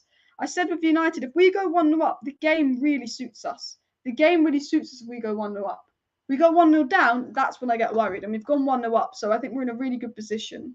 So hopefully some more goals, hopefully some more things to be positive about as well. Do smash that like button and do subscribe down below if you're new. Of course, we're on the road to 50,000 subscribers. So like, subs, shares will all be appreciated. But United 1-0 up. My boy Sancho looking absolutely brilliant. We do love a bit of Jadon Sancho. He is the man. Sancho. Jamar, as they call him. Jamar Sancho strikes again, man. This Sancho has everything to be special. He does. I will gas up Sancho. He's not been performing well. He's been a ghost a few games, but if Sancho can get the goals and assists him, he's going to be lethal this season. Maddison, though, United do not concede a silly goal. We're 1-0 up. We're good out of possession. This is our team that's good out of possession but poor in possession. Do not concede a silly goal, and the game is ours. That's all I ask. Do not do something stupid. Bruno, do not do something stupid on the ball. Do not treat the ball like it's a hot potato. Come on, another attack. Bruno Fernandes on the ball here. Oh, Malacia. The team looking much good. Now we've gone 1-0 up. We just look so much smoother. Bruno Fernandes. Nice switch of play into Delo. Can we make it 2-0? 1-0, I can't relax. Can we make it 2-0? Can we chill? 2-0 and chill. Alanga's looked quite nice this game. Alanga's making some good runs. I do like Alanga. McTominay. Decent. Oh, it's Ericsson, sorry. Ericsson is so deep, isn't he? Next goal will be Bruno. Remember when Alice said she's 90% sure Dion will be a night player? Because that's what I was told by a very good journalist that I trust. Okay? And everyone else was the same as well. Big love from Colombia. Big up Colombia. Everybody comment, where in the world are you watching from? And also, as well as commenting, where in the world are you watching from? Smash that like button. Absolute class, one-touch football around the area, getting out of danger. Yeah, Nick, what an absolute class goal. What an absolute class goal. Now we're just not got to do anything silly and concede. De Gea's got that. Brilliant.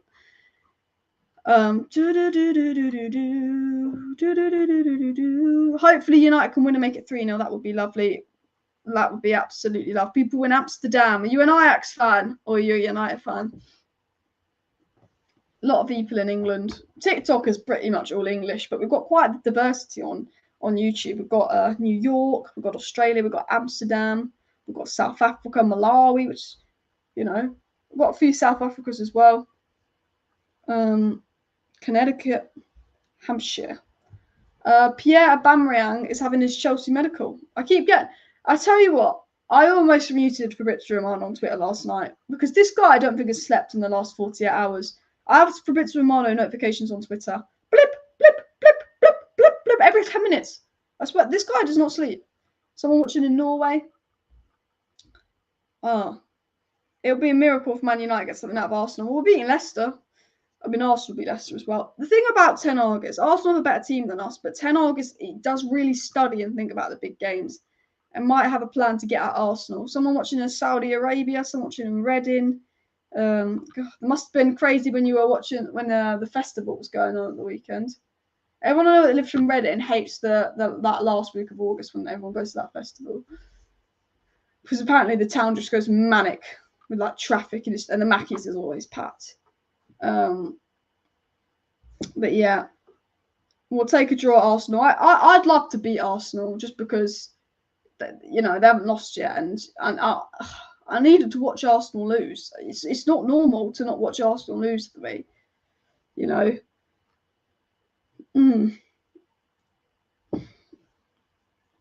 The back four looks good. Look, we're 1-0 up, and as I've been saying, 1-0 up suits us because we're very good out of possession. Good counter here. Rashford. Bruno just put too much on that weight of pass there.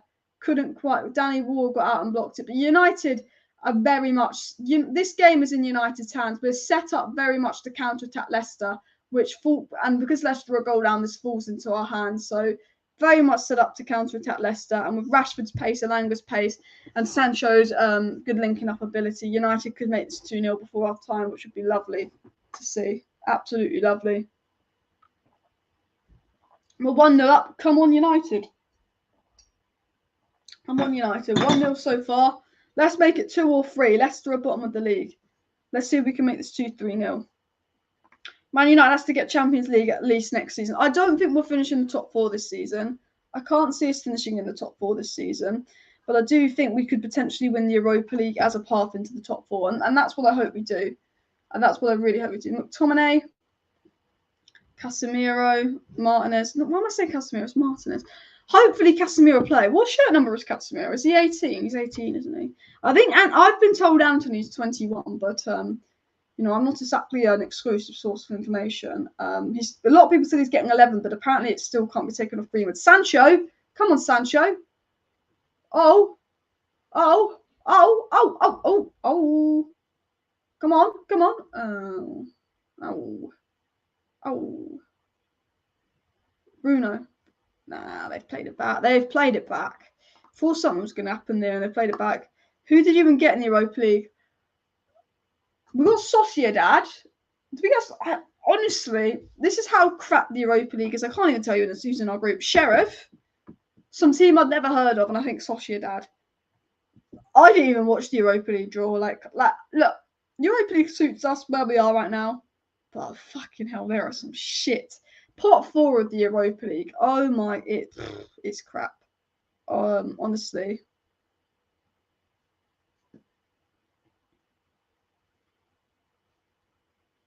Who's TH?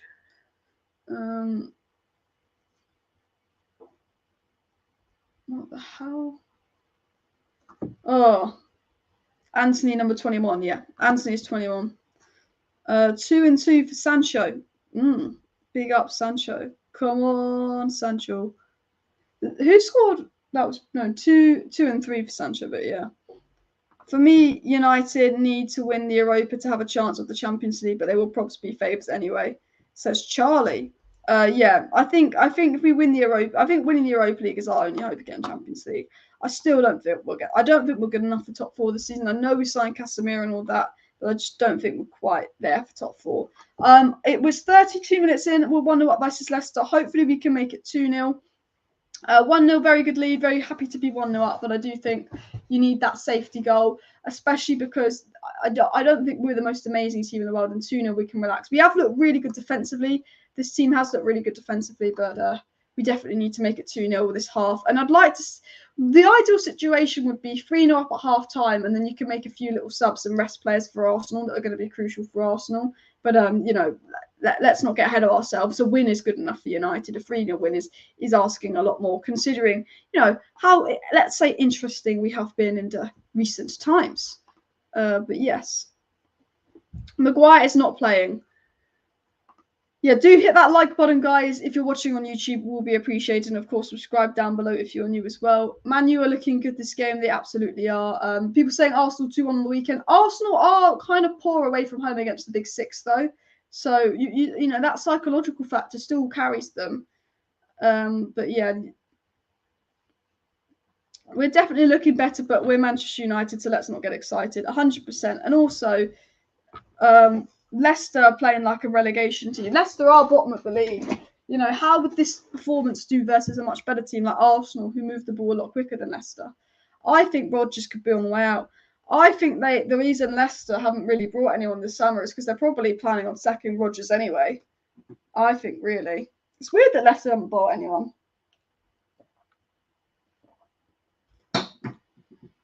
So they normally spend. Tielemans. Oh, brilliant. Absolutely brilliant there from Rafael Varane. Top class. I've said this about Varane. Varane makes the difference. Varane makes the difference. Laurie Whitwell said that Chong has just gone to Birmingham City. Chong has left United Birmingham City on a permanent, guys. Be up, Cornelius. But Varane, I think he makes such a difference to our defence. He just looks... These last 3 games, Varane has just looked absolutely at it. He's just looked brilliant, hasn't he, Rafael Varane? Him and Martinez, if they can stay fit, I'm confident that they are a good pairing. If they get a clean sheet today, that'll be the first time we've got back-to-back clean sheets in I don't even know when, but a very long time. Could even be for like a whole season. Did we even get back-to-back Premier League clean sheets last season? Like Bruno, Man United counter here, Malacia. Malacia drives forward with the ball. Tyrell Malacia, who I absolutely love at left back. Plays it back to Bruno. Bruno to Sancho. Jamar on the wing. Sancho looks so much better on the left as well. Sancho on the left, Anthony on the right. It's nasty. Malacia almost gets the cross into Rashford, but very good interception there by Leicester. Malacia dives in. Oh, well controlled by Delo. McTominay. Rashford. Oh, come on. Oh. United still look much better team. Delo. Bruno. Rashford, come on. He's going to shoot. Oh, I knew he was. Alanga. Alanga has a good cross on him. Oh, can't quite get it into Sancho. This is really good play by Manchester United, though. United looking like they're trying to go 2-0 before half-time. Eriksen. Martinez. Eriksen. Eriksen is playing so deep for United. So deep. I'd have liked to see Donny in Eriksen's position given a go. I do think Scott McTominay has done a decent job in the defensive aspect of the game, but I just think that if you play Casemiro, Eriksen could be a lot more advanced because Eriksen is the deeper of Scott and Eriksen. He's the deeper one, and I do think Casemiro would just complement Eriksen a little bit better this game. Hashtag Glazers out, of course. Glazers out as well. Someone said, sorry, mate, no clean sheet for United. Hopefully a clean sheet as well. I thought the Foxes were happy with Rodgers, considering he haven't spent a penny. I think they were, but I think they are massively underperforming. I think they've got quite a good squad. But I do think that Rodgers could have got another signing in the summer. Here comes Rashford. Come on, Rashford. Let's go. Brilliant from Rashford. Cross to Sancho. Sancho again, but it's deflected. Sancho, Rashford. The Sancho, Rashford seem to be finding a good partnership here and linking up well. And Sancho and Rashford have already probably had a better season than last year in the last 2 games. Because last year they were god-awful, weren't they? But Sancho Malacia is looking very, very good. Very, very good. Martinez looking very good defensively. Sancho. Oh! United are looking a lot better as well. Someone said, what if Leicester get relegated? Who would you buy from them? Maddison. Probably Maddison. And then Ndidi, maybe although Ndidi's just not been at the same level the last year, has he? As well. But Eriksen has looked very good, dictating the tempo, even in that deep possession as well. Sancho, very composed as always. Sancho is the star boy, honestly.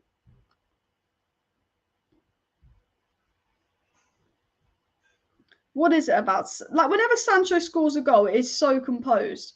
He literally just sits there so relaxed and makes it look beautiful. Like, Sancho just has this thing about him where every goal he scores, it just seems to be like a beautiful goal, doesn't it? It just seems to have that as well. But Man United, very good high press here today. Been really impressed with the press from the United players. And maybe this is why Ronaldo wasn't playing. Maybe this is why the likes of Elanga and that are playing, because they're giving that energy and high press that, Ten Hag likes so much. Maybe that's what they're doing. But I'm really, Anthony will fit into the system just perfectly. And with Sancho looking great on the left, I can't wait to see what Anthony does on the right-hand side as well. But it's 1-0 United as it stands. And also news about DEPAY joining United on deadline day. So keep an eye for the deadline day news. We will be covering it as it comes in as well. This game depends on the defence. We've got the goal. It's about keeping a clean sheet. And the defences look very good. But I still think you need that second goal for safety. You need to go 2-0 just as a safety net, really. So I do 100% agree as well. Thanks for the rose, Shawnee.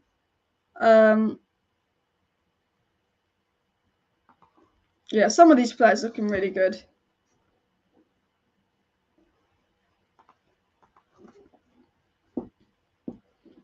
UCL. Thanks. I love how BT are just reminding us that the Champions League's next week while United are playing. Just thanks BT. That's a good pass from De Gea. Good pass. Oh, I'd say good pass from McTominay. Sancho had to keep it on. United on the ball here. Eriksen. Martinez. Eriksen. Can we make a 2-0? Come on. Malacia loses out there. Eriksen with a little foul there on Bardi. Eriksen, I never thought Eriksen could play in that deep role. I never thought he'd be that. But Eriksen has made such a difference in that deep role because we can actually sort of do stuff in possession with Eriksen there. Whereas in the past, we've been very poor in possession. Honestly. Oh.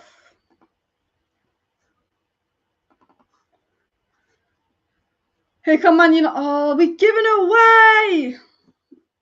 I hate how we give the ball away so stupidly. Here come Leicester. Delot. Varane. Elanga, come on. He's so... If Leicester get a goal, the game completely changes. So... Do you think we can get 3-0, Alex? I mean, I'd love us to win the game 3-0, but we need to make it 2-0 first. Celtic Madrid will be a good game. It will be a really good game. It's weird to think Celtic and Rangers are both in the Champions League, and that is only, I think, the second time or something that it's happened. as well.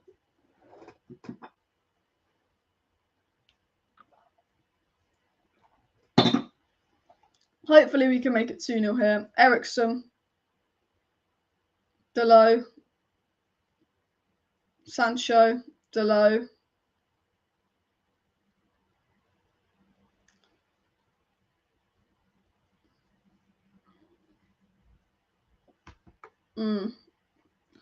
Can't wait for Liverpool. I was so annoyed that Liverpool got that last-minute winner versus Newcastle. I was so gassed, and then there's Liverpool. Last fucking minute winner.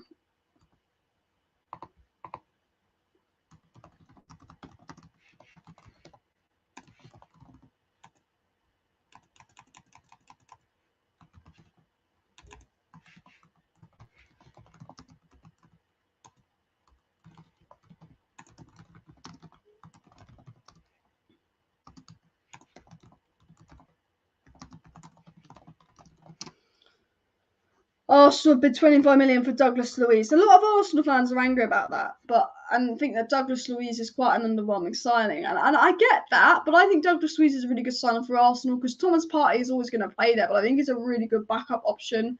I think Douglas Luiz would be a good sign for Arsenal, but a lot of Arsenal fans seem to be annoyed about that as well. I don't know why Maguire played for so long. It was clear it was the problem. I don't think Maguire was the sole problem, but I think he should have been dropped, and I think there was a bit of favouritism and power there as well. Don't take Sheriff light. They did beat Real Madrid the way they did. We do have to be careful against Sheriff. They're up for the big occasion as well. Can you have a timer so I can time our stream with yours? The timer is in the top corner. It will say 36 above the United badge. It's quite small, but that's the timer. I don't know why it says 36 though. It should say 42. So the timer is glitching. Let me refresh. It says 43 now. There we go. There is a timer in the top corner, but it does glitch from time to time. So I do apologise. Malacia with the book in there. I do really like Malacia though. It's just his hunger and speed that I think you don't get with Shaw. So I do really like Tyrone Malacia. Martinez looking like the real deal. Yeah.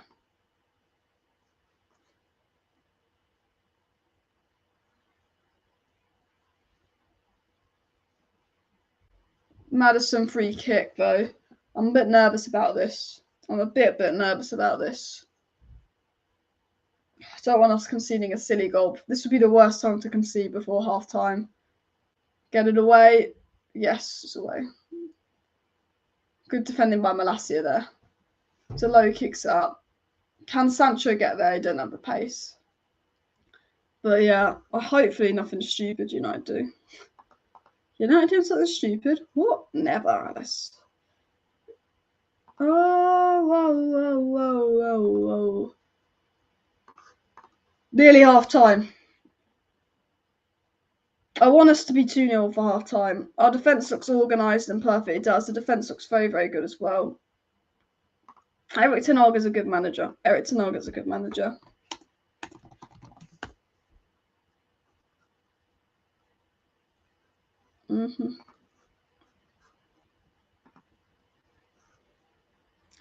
don't even know how I'll title this game.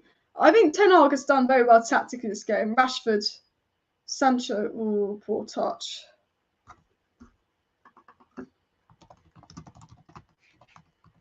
Oh.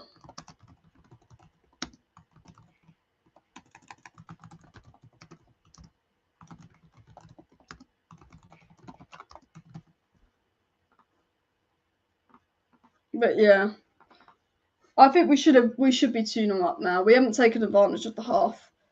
I am worried about the second half though. I think the first half's been decent, but I'm worried about the second half. The defence, we'll look at the positives. The defence looks good. The defence looks organised. You know, you could say all of that, but 100% we do need to be careful in the second half because Leicester will come out a different team. Did United pay 67 million for Diallo? No, we paid 18 million, and if he's successful, it'll rise to 38 million in add-ons. Everyone's saying that Ahmad was 40 million. He's not. He's only 40 million if he scores a certain amount of goals for us. You know, that's when the add-ons count. He's 18 million, which is still an overpayment for someone that never played football, but that is what United do, and that is what the world of football is like. You overpay massively sometimes. That's what you've got to do. United have been solid. Yeah, no, it has been a solid. I think the best way to describe the first half is solid. Good. Not amazing. Not bad. Good. It's been good. You won up with a better team. Happy. Happy with it. Happy with it. That is how I would describe it. Happy with the first half. Solid. Decent. However, let's just hope Leicester don't score a goal on this last chance. If Leicester score in the last skip before half-time, I'd lose it. But it is half-time now. As half-time stands, it is Manchester United 1, Leicester 0. I think this is one of the only times Manchester United have gone into a game at half-time winning. How weird does it feel to be winning at half-time? Hopefully, you know, Leicester will come out in the second team, a different team in the second half. Leicester will respond, so we will need Manchester United to up in the second half. But let's go and analyse the game and all of that. Let me know your thoughts down below. Everybody, get in a chat with who was your first half man of the match? Who impressed you the most in the first half? Who would you give your man of the match to? For me, I think I'd give man of the match to Sancho because he got the goal. But I thought Varane and the defence was very, very impressive. I was very, very impressed with Martinez again. Martinez just seems to impress every single game he plays for Manchester United. But if I was to give out a man of the match, I think it would have to be to Jadon Sancho, just how composed he is, or maybe Rafael Varane. I think for me, De Gea's looked solid. Delo's looked very, very good again. I think ever since Varane's come into that right centre-back spot, we've seen a new Rafael Varane. He's just looked a lot better.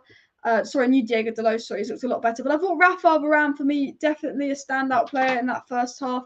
Rafael Varane was really, really impressive for Manchester United today. He just makes that defence look so much better, just so solid in the defence there. I think Lisandro Martinez, again, solid as always, 5'9", who cares? Malacia getting stuck in. But I tell you who else was very, very, very good. Christian Eriksen. Christian Eriksen is thriving in that deep role. He's very important in this midfield, and he seems to be dictating the play. I think Varane, Varane has got Varane, Sancho, and Eriksen. Varane, Sancho, and Eriksen are my three standout players from the first half. You know, Sancho getting the goal, very composed, very good in attack. But it's Varane, I think, that makes the difference. He has been an absolute monster in that first half. Him and Martinez seem to just complement each other so well. It is the new centre-back pairing.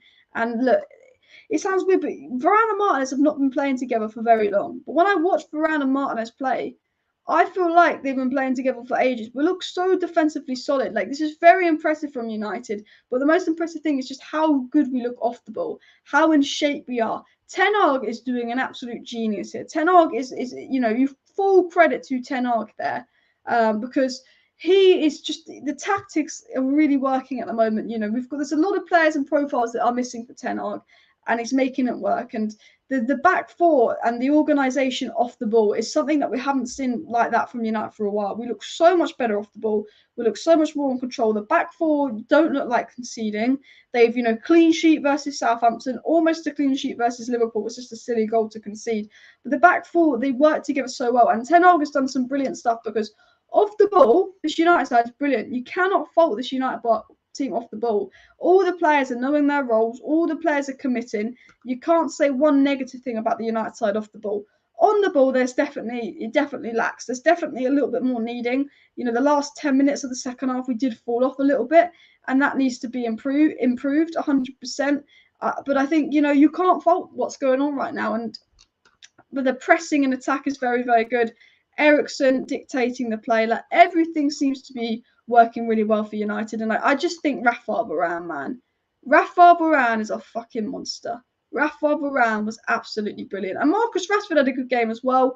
2 key passes for Rashford, which was the most on the pitch. Completed the most crosses on the pitch and got an assist as well. And Rashford's looked pretty electric as well. Rashford, Sancho looking very, very good. I can't wait till Martial comes in. I do like Alanga. Alanga's a workhorse. Alanga, you know, he's been trying his best, but I just think with Sancho and Rashford finally picking up, I'd just love to see Martial go back in and link up the side. I think, you know, Martial is just such a top player. But what I like about United is we're winning the first and second balls. You know, have you noticed that United are pressing very hard at the pitch? They're winning the first and second balls. You know, for the first goal, we're winning that ball. You know, absolutely. We're chasing the balls, winning the balls. United in the past, you know, when we watched just under Rangnick and Ollie, we couldn't even do 3 passes without losing the ball. United here winning the first and second balls. United here forcing possession long. United here, you know, chasing, they're running, they're pressing, they're chasing the loose balls, they're winning the second balls, they're winning the first balls. Like everything United is doing, absolutely spot on. I think, look, McTominay lacks the control on the ball. McTominay's putting a shift off the ball, and I will give him credit for that. He's putting an absolute shift off the ball, but we do lack on the ball because we just don't have that person in midfield that can really do a job on the ball for me as well. Saeed says Elanga and McTominay look invisible. Varane and Martinez brilliant. We need Casemiro and Ronaldo for the start of the Arsenal game. I 100% agree. I think McTominay off the ball's put in the shift. Elanga off the ball's put on the shift, but on their ball they add nothing. And I think now that we look solid off the ball with the back four working so well anyway, I 100% agree. Varane is a Rolls Royce in defence, 100% as well. Varane absolutely solid. Yeah, people were criticising Varane, saying Maguire was better. I thought, what? Maguire maybe better on the ball than Varane, but defensively, Varane brings the defence together. Defensively, Varane definitely brings that Manchester United defence together. Definitely makes a big difference to it as well. So I'm all, you know, it's about what Varane does off the ball for me, really. You've got Martinez, they're a really good defender on the ball, but Varane just brings it together as well. I mean, Casemiro on for McTominay and Ronaldo on for Elanga would be nice. Elanga and McTominay are putting in a shift off the ball, but they just really lack off the ball as well. I mean, there's nothing negative. Look, there's nothing really negative to say. Like, there's definitely is room for improvement. There's definitely aspects that could be getting better. But look, I don't think there's much negative as well. Danny Ward, really good enough to start for them. Look, you know, I guess the one negative is, should we be 2-0 up at half-time? This is a Leicester side with Danny Ward in goal. This is a Leicester side that's not looking very, very good. You know, someone asked about DEPAY. We'll have to wait and see. It's possible, but, you know, it's a race against the clock as well. And, yeah, I said McTominay's been very good off the ball, and off the ball is where we're thriving at the moment. Just, we do that on the ball.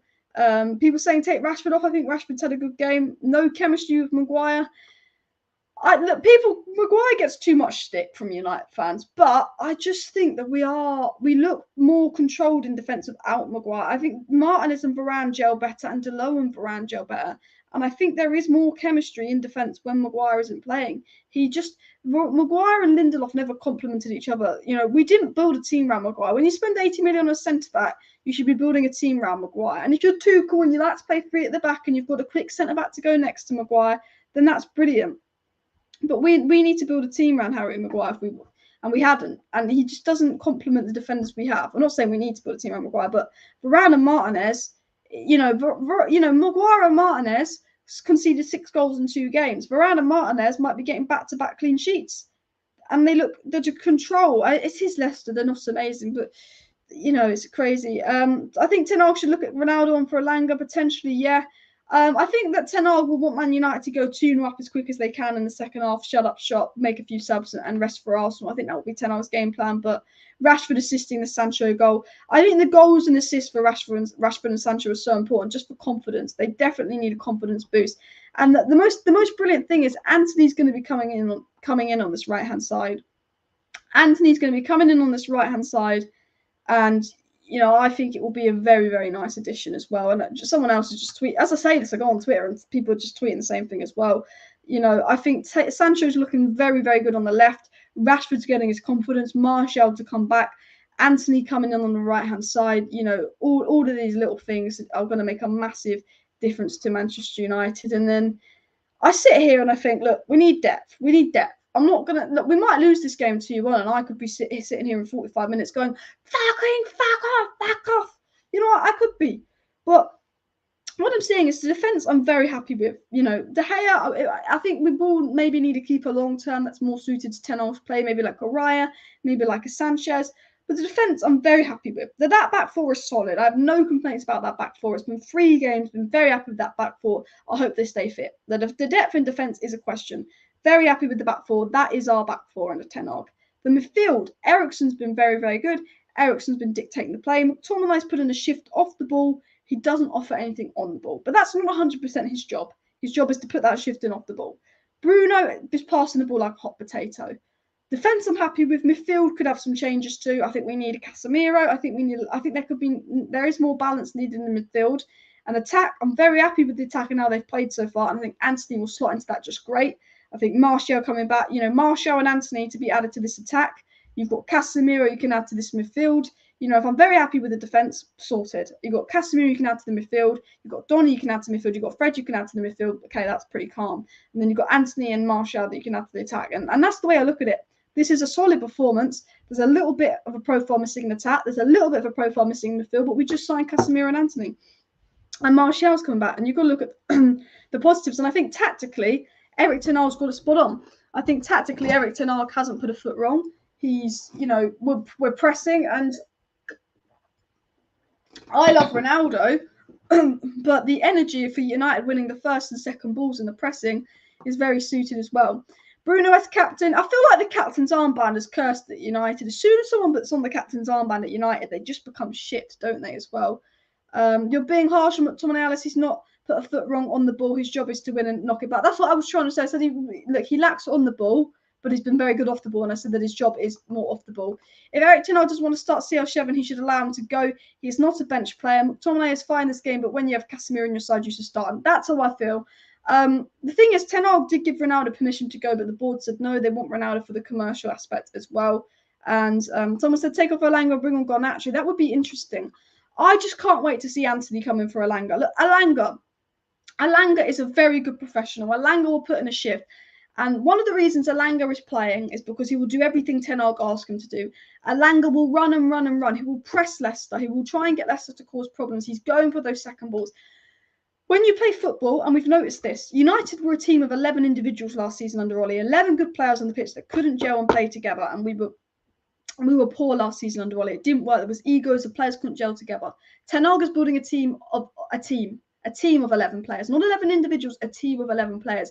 And Elanga is the prime example of a team player. He isn't the best individual. Anthony is a massive improvement on Elanga, and Anthony will come in and replace Elanga. But what you get with Elanga is he will follow ten Hag's instructions to a T. And because Elanga is doing his part of the shift, so can the other players. If you had a player on the right wing that wasn't tracking back or wasn't pressing and wasn't working or doing what ten Hag asked them to do, it would cause a big effect on the squad.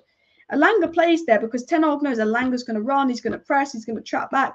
Elanga's a very good athlete, and that's what Elanga brings. Now, look, Elanga is a very hard worker. Elanga really needs a loan in the Championship. He's having to play for United because of a lack of depth.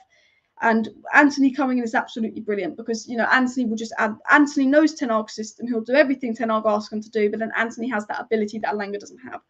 And, you know, Elanga probably is the weak point in this game, but he's just doing his job. And I don't, like, people will say, oh, Elanga. We've got Anthony. Anthony will literally be where Elanga is, you know, as well. Manigan from Milan would be a dream signing at goalkeeper. I think long term, I look at the squad we have now. I think we need another box-to-box midfielder. I think we need another right back for depth, and I do think we need a keeper.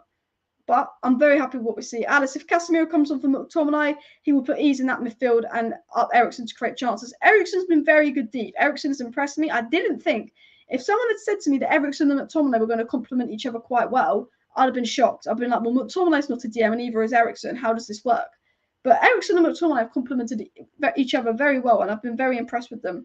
But Casemiro, I think, would make Eriksen better because Casemiro is an out-and-out DM. I think he would free up Eriksen more so Eriksen could progress forward. So I do think Ronaldo and Casemiro for Eriksen and Elanga will be the subs to make.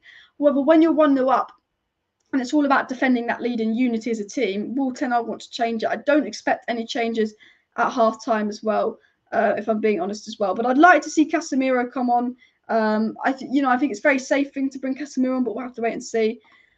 David said it's a shame what's going on for Ronaldo. I think once the transfer window shuts, he will chill out a bit. I think he could be awesome with ten Hag. Yeah, I think so. I think Anthony and Sancho on the wings could provide Ronaldo a lot of service as well, which could thrive under ten Hag as well. And Harry Maguire gets a lot of stick. People forget that he's an England World Cup player.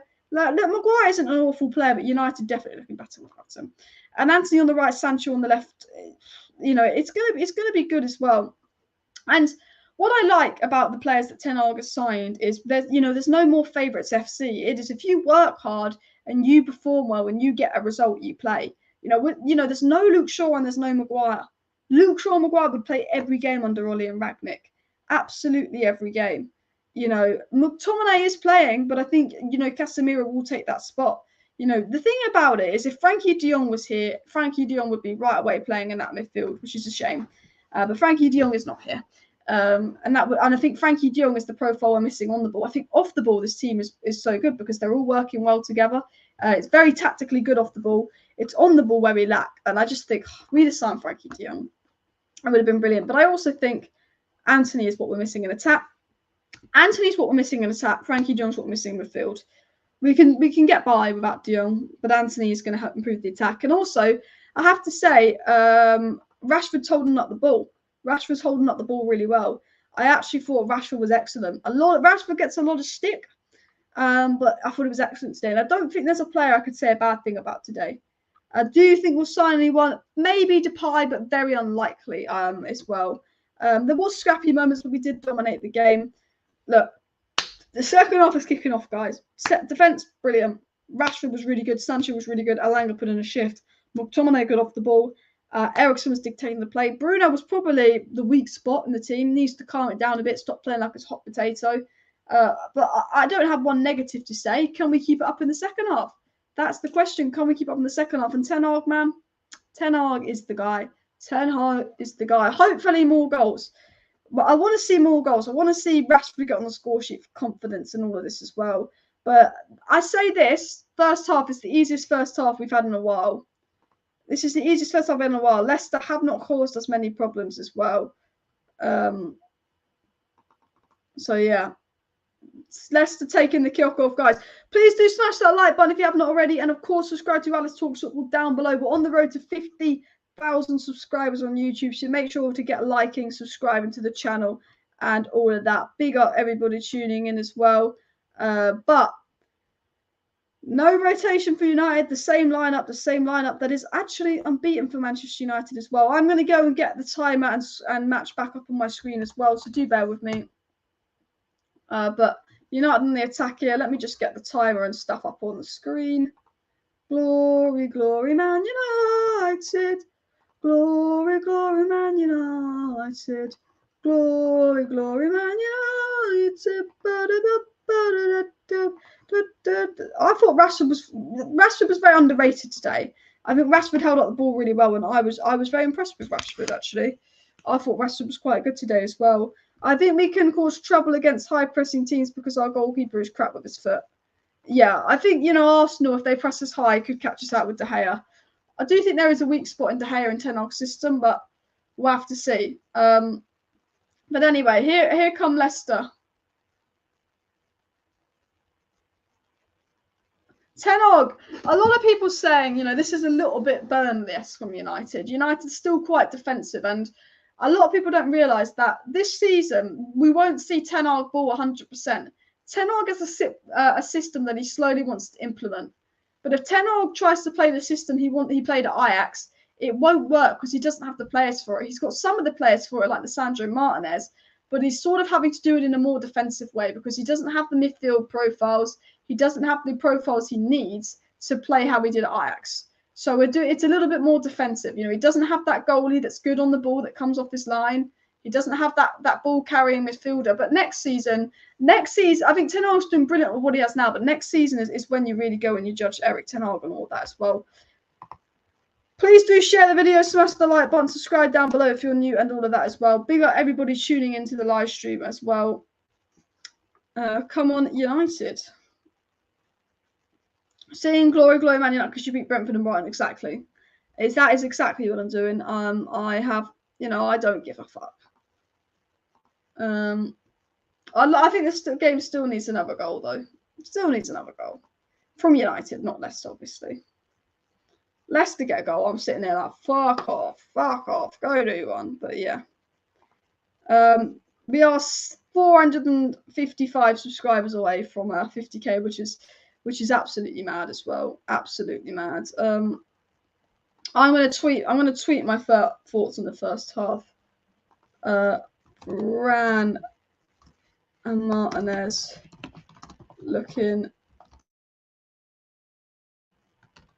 Ran and Martinez looking brilliant. Eriksen, Tominay.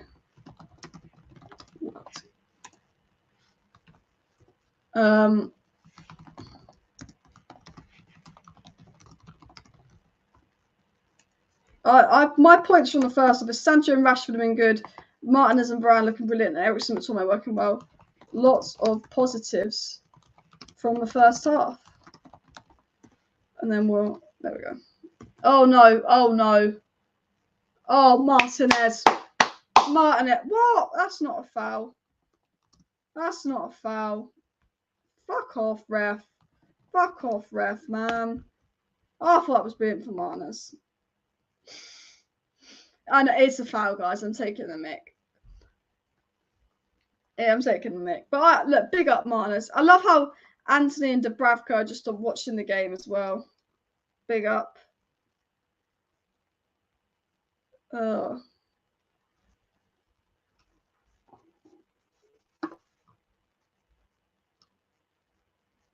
So I love Sancho, guys. I love Sancho. The only negative is 3 of the back 4 on a yellow, and we don't want them suspended for Arsenal. Delo, Malacia, and Martinez all on a yellow. You do not want them suspended for the Arsenal game. I would generally think maybe get some subs on the 70th minute. The thing is, I don't know how the ref has just booked us. The ref's just booking us for everything. I swear, this ref needs to calm down a bit. Is it a Madison set? It's a Madison set piece, man. De Gea isn't good at set pieces. Oh, fuck. Madison set piece against De Gea. I'm worried. Oh my! What a save. What a save. What a save from De Gea. I mean, Madison is the guy of free kicks. My David De Gea. My David De Gea. So I always worry about De Gea and set pieces because Madison is pinpoint. Great save there by De Gea. Great save. Oh, scared me there. Absolutely scared me there. Glory, glory, Man United. Glory, glory, Man United. Glory, glory, Man United. Bish, bish, bish, bish, bish, bim. Oh. Dave saves all day long for you again. He does. Dave saves us, man. Here come Leicester. Leicester on the ball here. Leicester play the ball around here.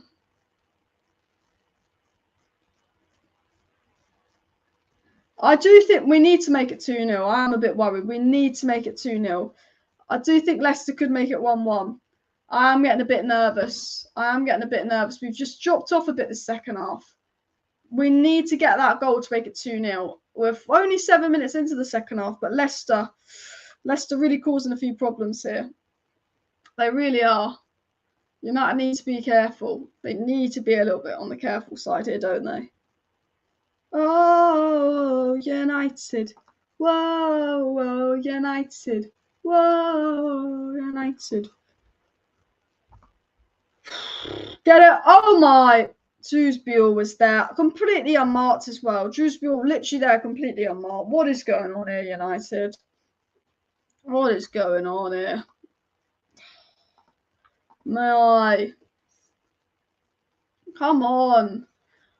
I do think I want Casemiro on just to give that balance in midfield.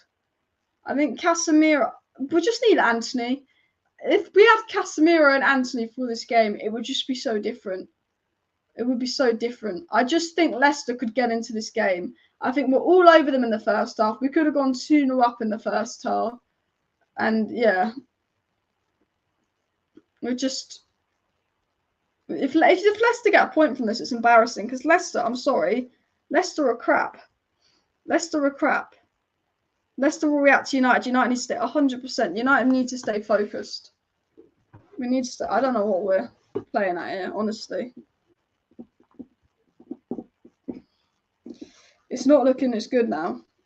It's not looking... We need to up our game 100%.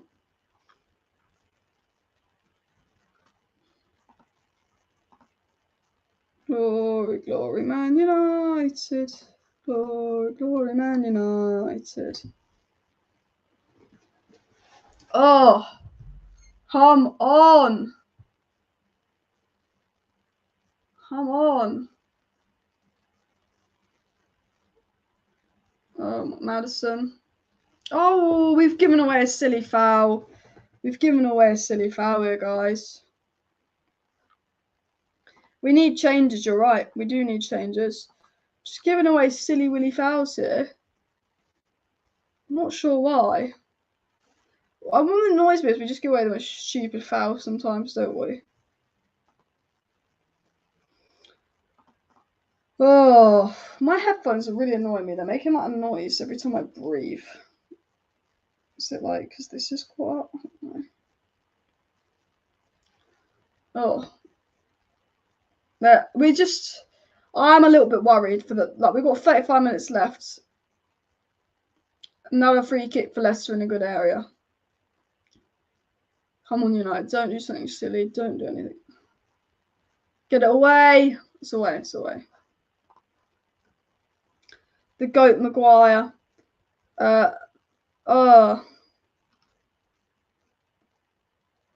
Is Maguire warming up? Is Maguire warming up?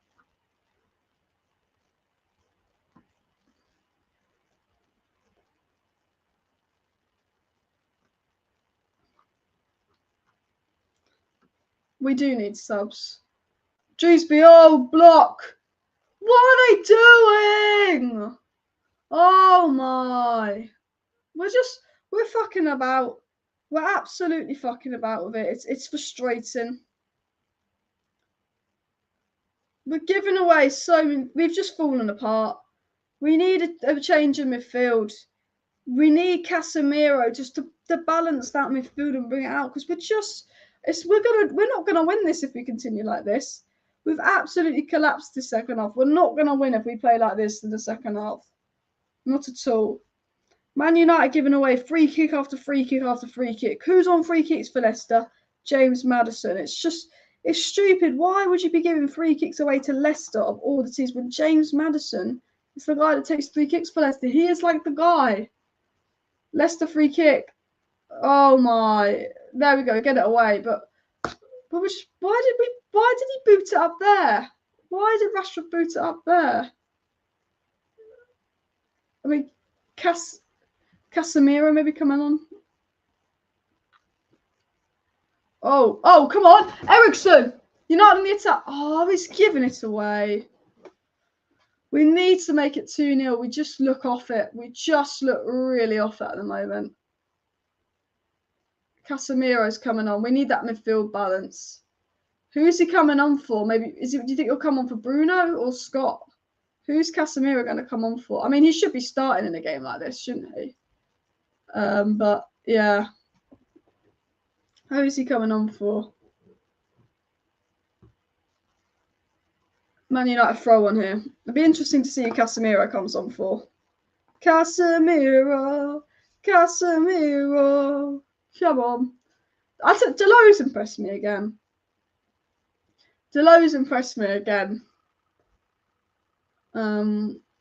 He really has. Diego Delo.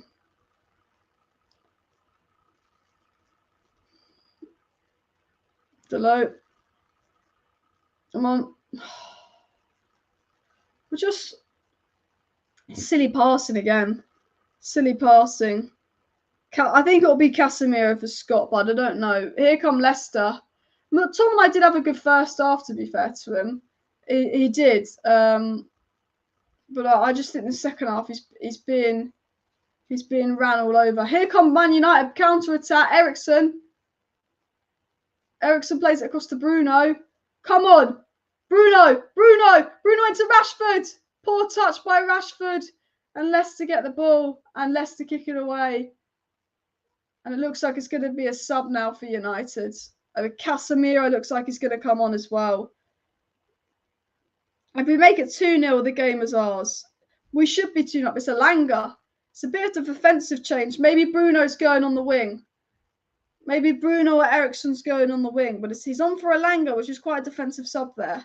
But that's what he did versus Southampton as well. I think Elanga's been decent, to be fair. I think Elanga's done his shift. But I do think, I don't like the defensive change. It's very Burnley-esque. But I'm happy the Brazilian Casemiro is on. I'm happy we've got the Brazilian Casemiro because I think we just need that balance in midfield. It looks like either one of Eriksen or Bruno is going to go wide, or it's going to be a front two of Sancho and Rashford. I think maybe Eriksen's going to play more advanced than Bruno on the right. It looks like maybe. Oh no. Here come Leicester. Brilliant. Oh, Casemiro. Oh no, sorry, Varane. Rashford loses out there. The second half's just not been at it. First half was brilliant. Second half's not been at it as well. Not quite been at it. Please show the match. I would if I could. But I'd get all my channels taken down if I showed the match for copyright. Otherwise I would.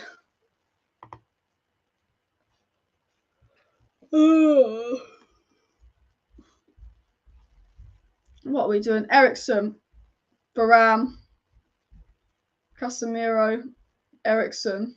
Oh, lovely. Rashford can't quite get there. Eriksen tries to play it into Rashford, but he just can't get there. It's so frustrating.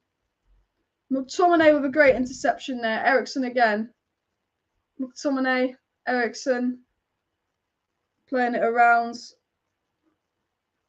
Very good though, but much, much better. Bruno, I think Bruno's on the right. It's Bruno, Rashford, Sancho front three. Malacia's fouled. United throw on half the pitch. We need to make it 2-0. We can make it 2-0 in a good position. United has balanced shape purpose without Ronaldo up top and Maguire in defence. Best transfer of the season has been Maguire and Ronaldo on the bench, says JW as well. What do you think about that comment, guys? Let me know in the chat. I think it sends a message that it doesn't matter who you are, you've got to work hard to get into the team. But I do think, people saying we're better without Ronaldo, so it's like, where are the goals coming from? Look, Leicester, we've had attacks, but it's 1 goal. Southampton, 1 goal. We're winning, but we're lucky we haven't conceded, but we're winning games by very tight margins. We're winning all our games by 1 goal. Well, goal difference will still be negative because of that. Van de Beek could be coming on. We need to improve on the ball. So maybe that's why we're looking to bring Van de Beek on and improve on the ball. Maddison. It's nice to see Donny come on and get some minutes. Maddison. Oh, good that from Sancho. I like how you can see Sancho pressing real hard. Oh, brilliant. Brilliant. Here, Casemiro, class interception. Casemiro with the over-the-top ball into Bruno. Lovely from Casemiro. Lovely play from United. Fernandes with the cross. Leicester get the block, but it falls to Eriksen, who can head it on to Bruno Fernandes here. Bruno to do another cross. He's going to play it back. But United on the attack here. Can we make it 2-0? We've been very good, but can we make it 2-0? We need to take advantage of this. Ronaldo might come on. Saw your defence us. Our defence has been good, but we have parked the bus a bit. Ronaldo says for months he wants to leave, and now he's on the bench. No matter how good he is, no one's better than the club, says Dennis, which is a very good point there as well. It's a 4-2-1-3, it seems. Yeah. Fernandes seems to be right wing, Sancho left wing, Rashford up top, Eriksen is the 10, McTominay and Casemiro in midfield, and then obviously the back 4. That seems to be the situation going on at United here.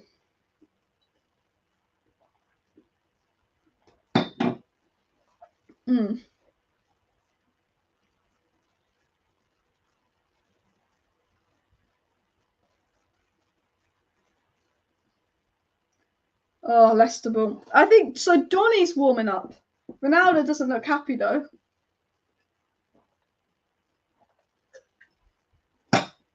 Ronaldo doesn't look happy that he's not playing. Oh, Leicester are going for a penalty. It's not going to be a penalty to Leicester. Surely not. Surely not. It's a Leicester penalty. Good. Rashford. I tell you what, Rashford's not a striker, but his pace is clearly causing problems. His pace is clearly causing issues, clearly causing problems as well. United 100% parking the bus now, 100%. I'm not a big fan of parking the bus, but the 3 points is what I'm all for. But I think Leicester, I was about to say Everton, I think Leicester could really get back into this game because we're only 1-0 up and we could easily concede. So we do need to watch out here. Ericsson.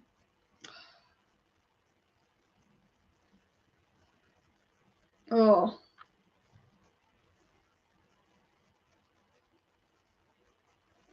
What we're doing. We're just being stupid.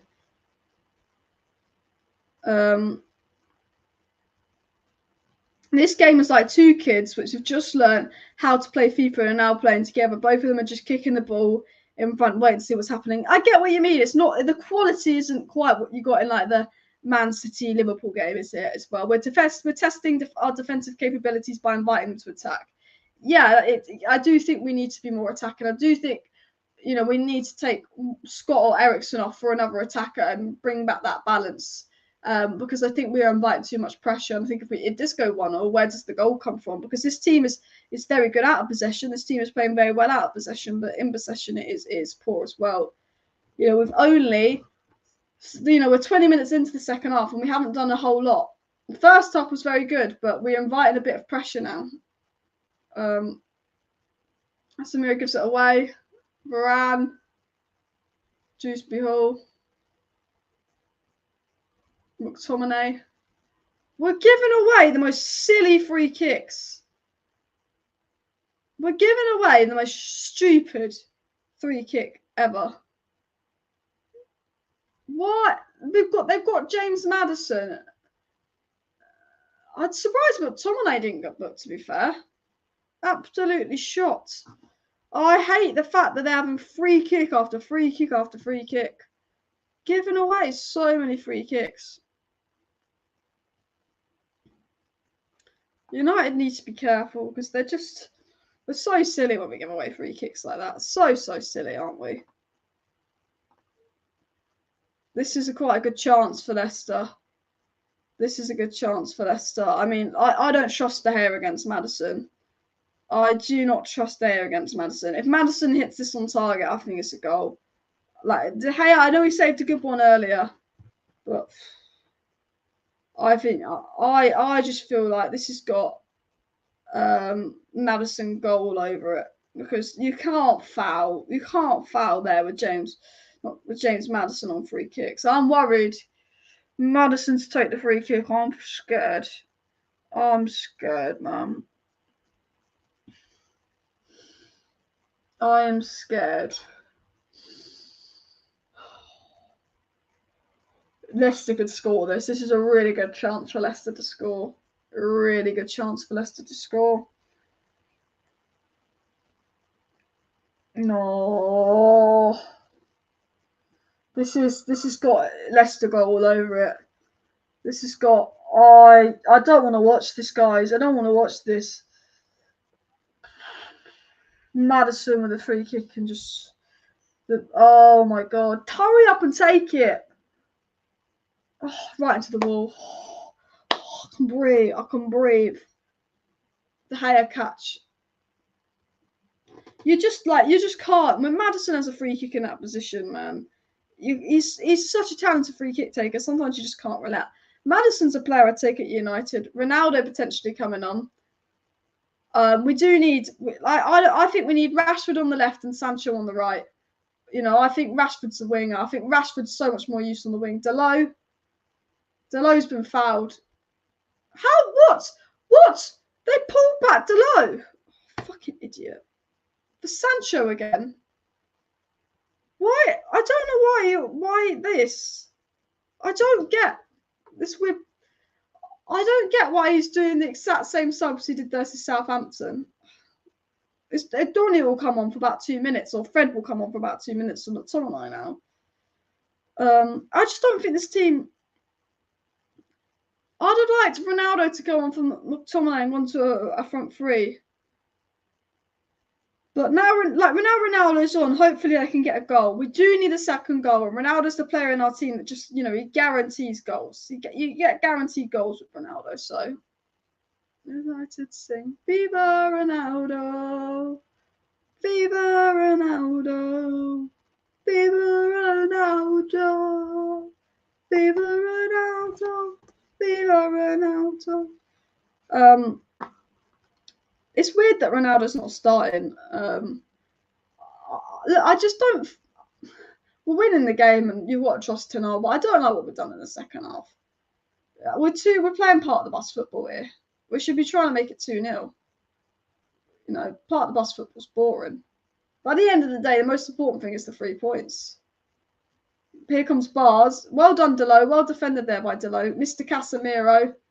Mr. Bruno Fernandes. Rashford couldn't quite get onto that. If we make it 2-0, I can relax. Bish, bash, bosh, game 1. 1-0 is just one of them where you're like, oh, can we relax? Can we chill? No, not yet, not yet, not yet. It needs to be 2-0 so I can just sit there and go, I can relax. That's what we need. Ronaldo hat-trick. Do you think Ronaldo's getting a hat-trick this game? I mean, man, I love it, but I don't. What's the quality like on YouTube, guys? Is it a little bit on the laggy side, or is it all right on the YouTube side, the quality? I don't know if we're getting a bit of lag or anything. Just let me know down below as well. Somewhere. Casemiro, silly foul. Yeah, we are foul FC at the moment. I don't think this team or tactics set will work versus Arsenal. I know it worked versus Liverpool and the last 2 teams. I don't think it will. Foul FC though, that's what United are at the moment. Just keep fouling and fouling and fouling. It's a bit on the frustrating side, all these fouls, isn't it? Oh, glory, glory, Man United. Glory, glory, Man United. Whoa. Please, let's have another goal in this game. Let's have another goal in this game. Make it more interesting. Casemiro goal, Martinez goal. Come on. Sancho, Delo.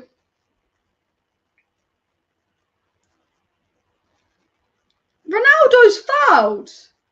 Ronaldo's the one that's fouled. Oh, I hate this ref. This ref's definitely a Liverpool fan. I hate this ref. So biased. Well, like it just gives us yellow cards for everything, this ref. Everything we do, this ref is like, yellow card, yellow card, yellow card. Like, fuck off, ref. Fuck off. Everything's a foul. Oh, here come Leicester.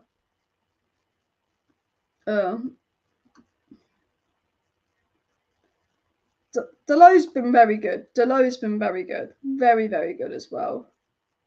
But look, a 16% drop in possession compared to the first half. We need to get hold of the ball and keep our standards in the second half. We were absolutely dipped in the second half of games as well. Honestly, you can already see Casemiro's class. But the joke is, the ref is a joke. The ref is a joke. Honestly. Oh.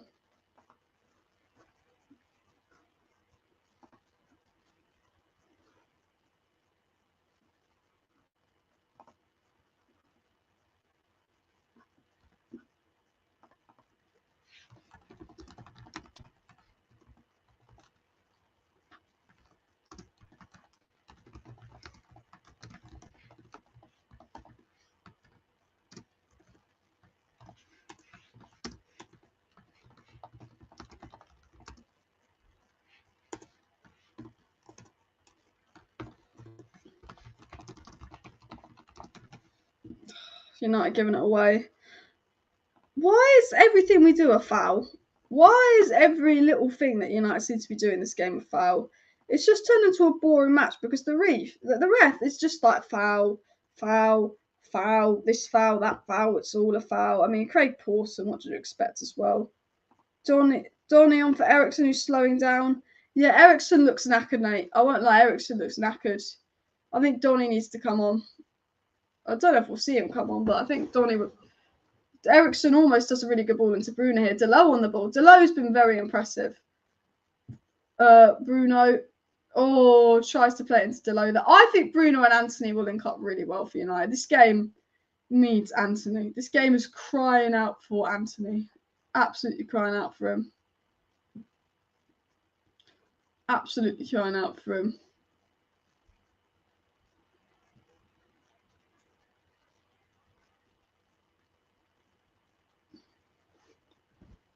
Oh.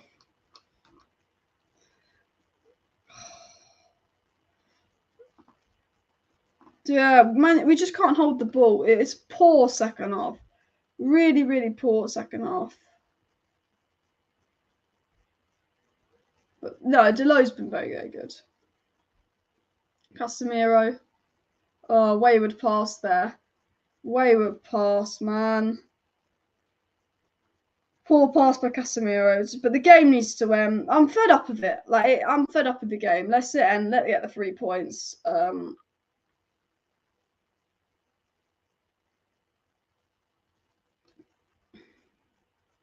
I love Diego Delo's passion, man. I love it. Oh, it's funny, isn't it?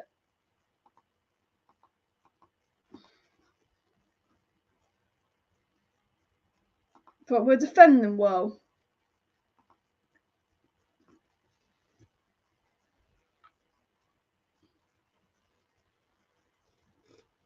Yeah, I think defensively it's been very good. Defensively, very, very good.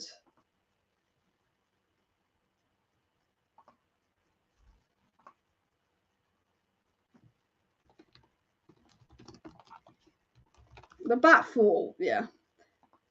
Leicester deserve a draw. Leicester haven't been good, but United are playing for a 1-0 win. It does give me Jose Mourinho vibes. United very much playing for the 1-0 win. Like, everyone feels like sleeping. Paul says, come on, United. They're sending us to sleep, aren't they? It's deadline day. BT will want a better game. Everyone will go on Sky Sports for the deadline day stuff. Oh, silly Willy. That's a foul. Down goes Casemiro. Come on. Free kick to Manchester United. Iheanacho coming in with a goal. Iheanacho never scores. I'm going to jinx it, aren't I? I just know I am. Oh, I just want Anthony. I'd just love if Anthony got registered quicker so we could sub on Anthony. Tielemans off. So very attacking sub for Leicester, so we could get at them and counter-attack them. We could get out Leicester and counter-attack them here, but I'd have just loved Anthony to play. Anthony getting on the pitch for me would have made such a difference today. There's about 50, including stoppages, I'd say there's about 18, 19 minutes left to this game. So can there be a goal on the United side of things to make it more interesting? Because it has been a very boring 1-0. It has been one of them games that you love. Kind of wish I forgot that game. It's Taya with a kick out. Oh, Ronaldo, here we go. Plays it back. McTominay. It's mad to think that United will play 3 whole Premier League games with Maguire on the bench. Like, that's just never happened. And Maguire said, oh, I can't have been poor last season because I played every week. Send them a message now, aren't you, Ten Hag? It is actually mad to think that Luke Shaw and Maguire have been benched for 3 games by Ten Hag. It's... The guys, yeah. Malacia here. I really like Malacia, actually. I've been really impressed by Malacia. He's got to be one. He's probably one of the... If it continues it could be one of the signings of the season, just because of like the price and all of that as well. Yeah. Eric Ten Hag doing the same as every other manager.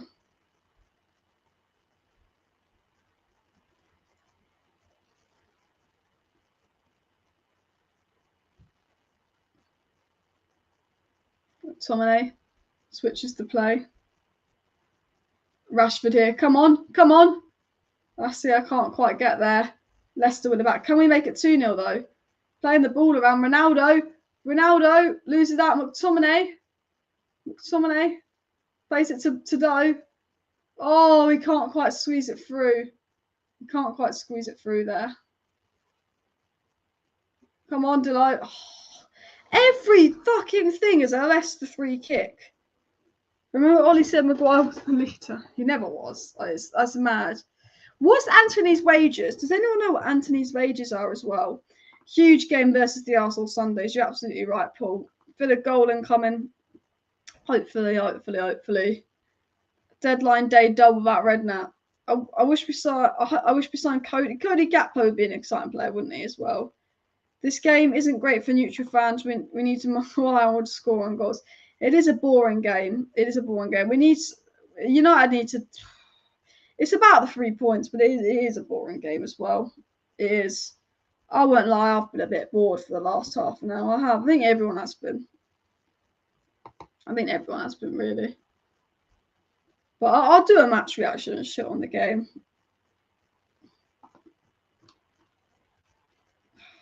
Ref is embarrassing. Yeah. To describe this game, I'd say defensive masterclass.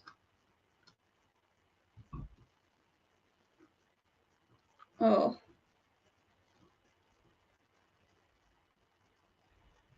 Delo's impressed me, hasn't he?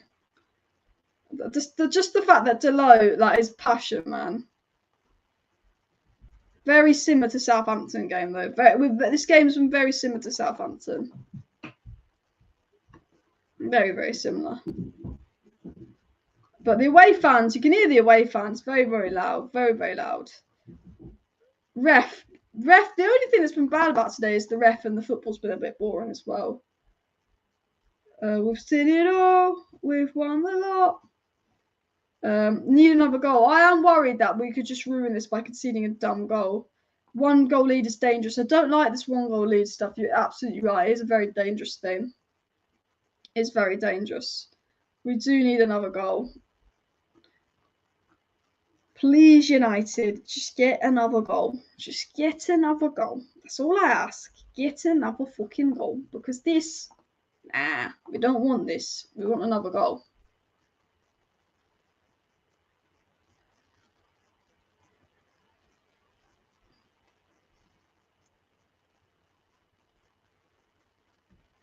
Come on, United. Come on. Come on, United. Come on. Come on, United. Come on. We need to play better in the next game, Alice. Is France is spot on, mate. We got Arsenal next, so we're gonna have to play well against Arsenal. Arsenal will give United a difficult game. We're moving the ball a bit slowly. We're a bit slow now. Not Southampton. Leicester are crap, but Arsenal will cause us problems. And we were very good in the first half, but the second half massively dropped off. And this will be the second game in a row we'll be massively dropped off in the second half. And this is something we'll have to work on as well. Apparently, Anthony 200k a week. That's insane considering it's on 20 Ajax. We could have just given him 100k a week. Honestly, we need to be careful. Ten Hag's building a team around the back four. They always get cards. Half the back four should have been carded, to be fair, for their tackles. The back four has been absolutely incredible. It's been honestly.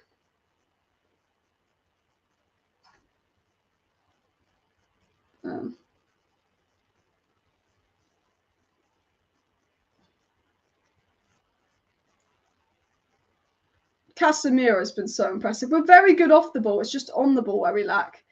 And maybe Ten Hag's plan was to improve us off the ball, so we didn't keep conceding 4 goals to teams like Brentford. And maybe that's why I said Casemiro. Ronaldo! Oh, Ronaldo plays it into Eriksen, but what a block by Leicester. Ronaldo plays it to Rashford, who's wide. And that was good from Ronaldo there. That was really good link-up play from Ronaldo there. Ronaldo could have been selfish and shot. Bruno, absolute brilliant ball into Ronaldo there. Would he been? I think he'd have been onside. Just brilliant defending there from Evans to stop Eriksen having a tap in. But that was really good play by Manchester United as well.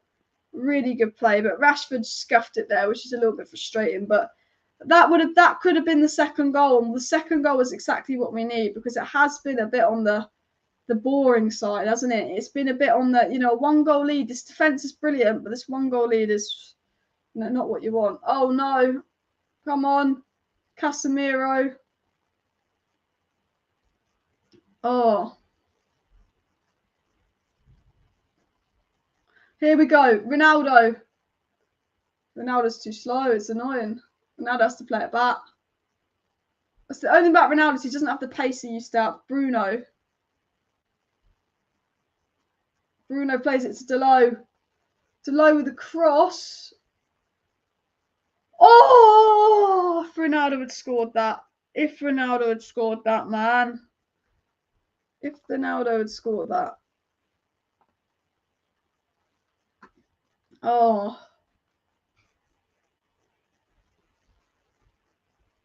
My God.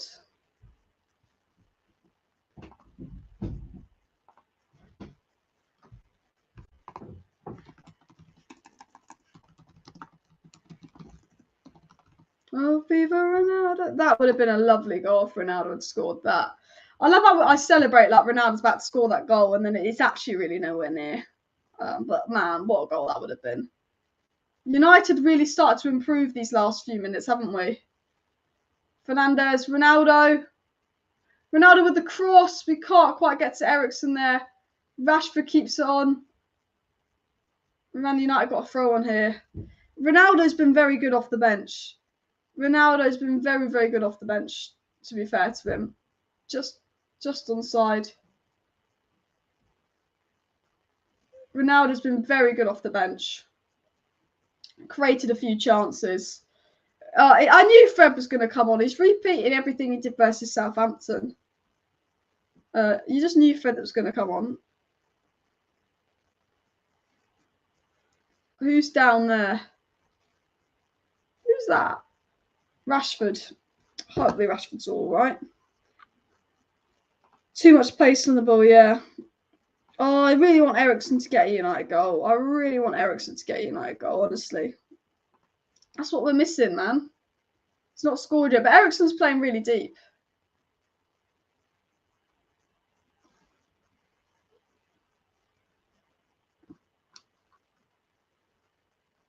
Delo's been very good. I think Delo could be man of the match, to be fair. I think Delo could be man of the match. The Ronaldo impact off the bench has been brilliant. The ref has been awful.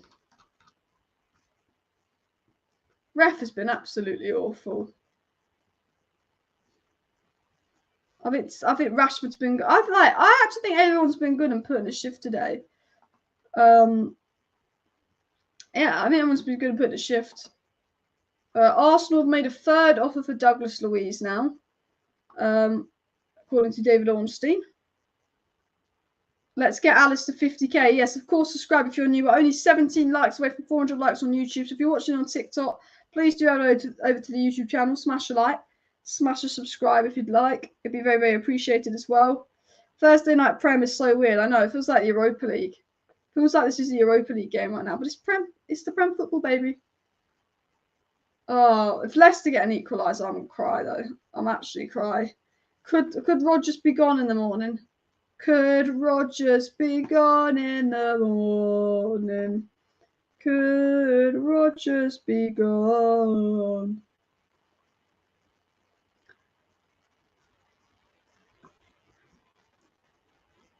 The ref has been awful. I think Fred's coming on, but I couldn't tell you that for sure. Fred on for Rashford. Man United have gone very defensive, though. We've got no attack now. Now Rashford's off the pitch. There's no pace. There's no pace. There's no attack. So it's gonna. I don't know how we're gonna see out these last few minutes. We're absolutely parking the bus. Absolutely passing the bus.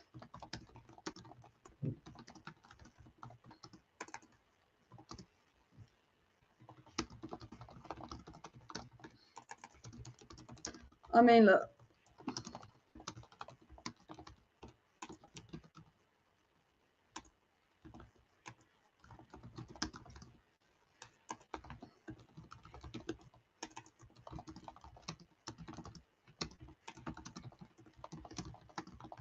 Come on, Bruno. Oh, Delo's been so good. I think Delo's really impressed me. You can tell Ten Hag's building from the back here. You can tell Ten Hag's building from the back. I think what Ten Hag's trying to do is he's seen there's a lot of problems at Man United, and I think he's trying to sort us out defensively off the ball and see how we do. And then I think maybe on the ball, is where we need improving. But Ten Hag's very much trying to suit us off the ball and change the style. McTominay. I think there has to be changes versus Arsenal, because I think this team will just be knackered.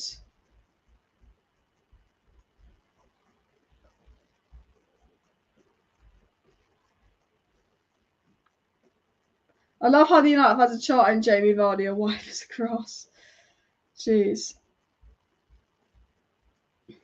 Alice, we played better when you put the glasses on. I put the glasses on when we played Brentford 4-0 because I couldn't see the kit. And I think that was cursed. Although I put the glasses on in the second half, not the first half. So maybe when I put the glasses on, United aren't crap. Fred for Rashford was an interesting sub. United just got to see out this final few minutes. I'm getting scared. I'm getting nervous. I'm getting worried. These last few minutes aren't going to be easy for United. They're not going to be easy at all. And I'm a little bit on the worried side for this. Glory, glory, Man United. Glory, glory, Man United. Glory, glory, Man United.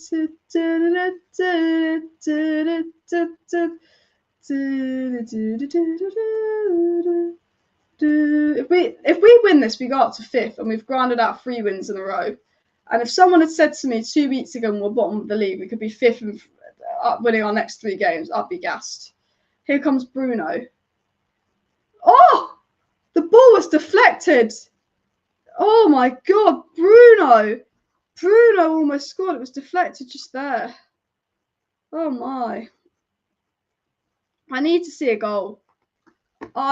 We need a second goal. These last few minutes are going to be scary. Like, we need a second goal. Oh, please. We want Glazers out. Say we want Glazers out. We want Glazers out. Say we want Glazers out. I love how Eriksen's taking the corner so slowly. Tying his laces. But I love the little tactical time waste in there. 4 minutes to go. 4 minutes, guys. Come on. Can we make this 2-0? A Ronaldo goal will be brilliant. I just need it 2-0 so we can relax. 2-0 so we can relax. I love the shithousery of taking the time.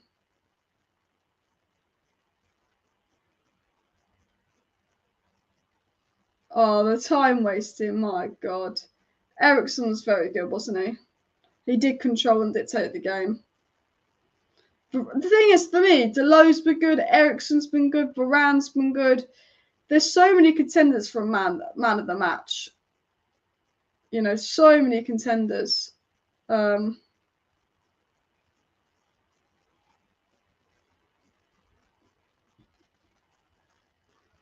on.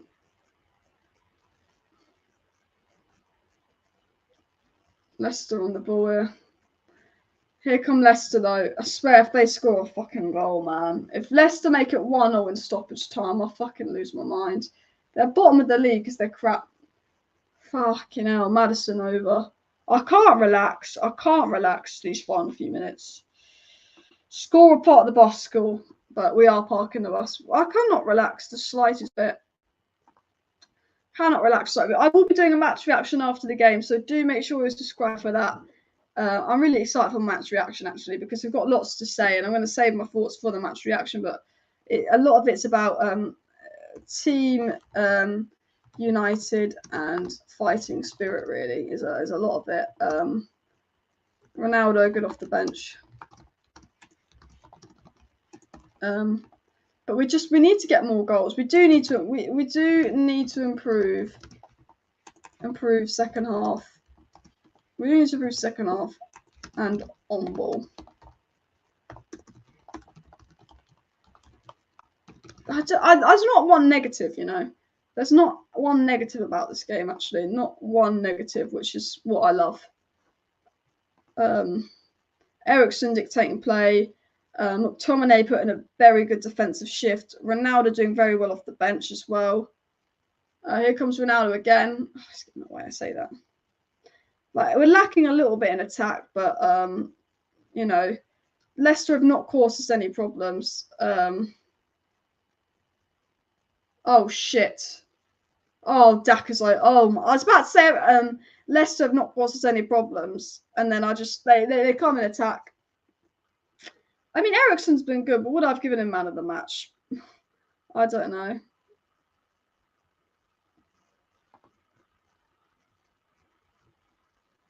The fans, if you can hear the away fans chanting it. The away fans should be man of the match. Ronaldo's been very good, hasn't he? I love how they're shouting Rooney, Rooney, Rooney to Vardy. The Man United fans are absolutely shithousing.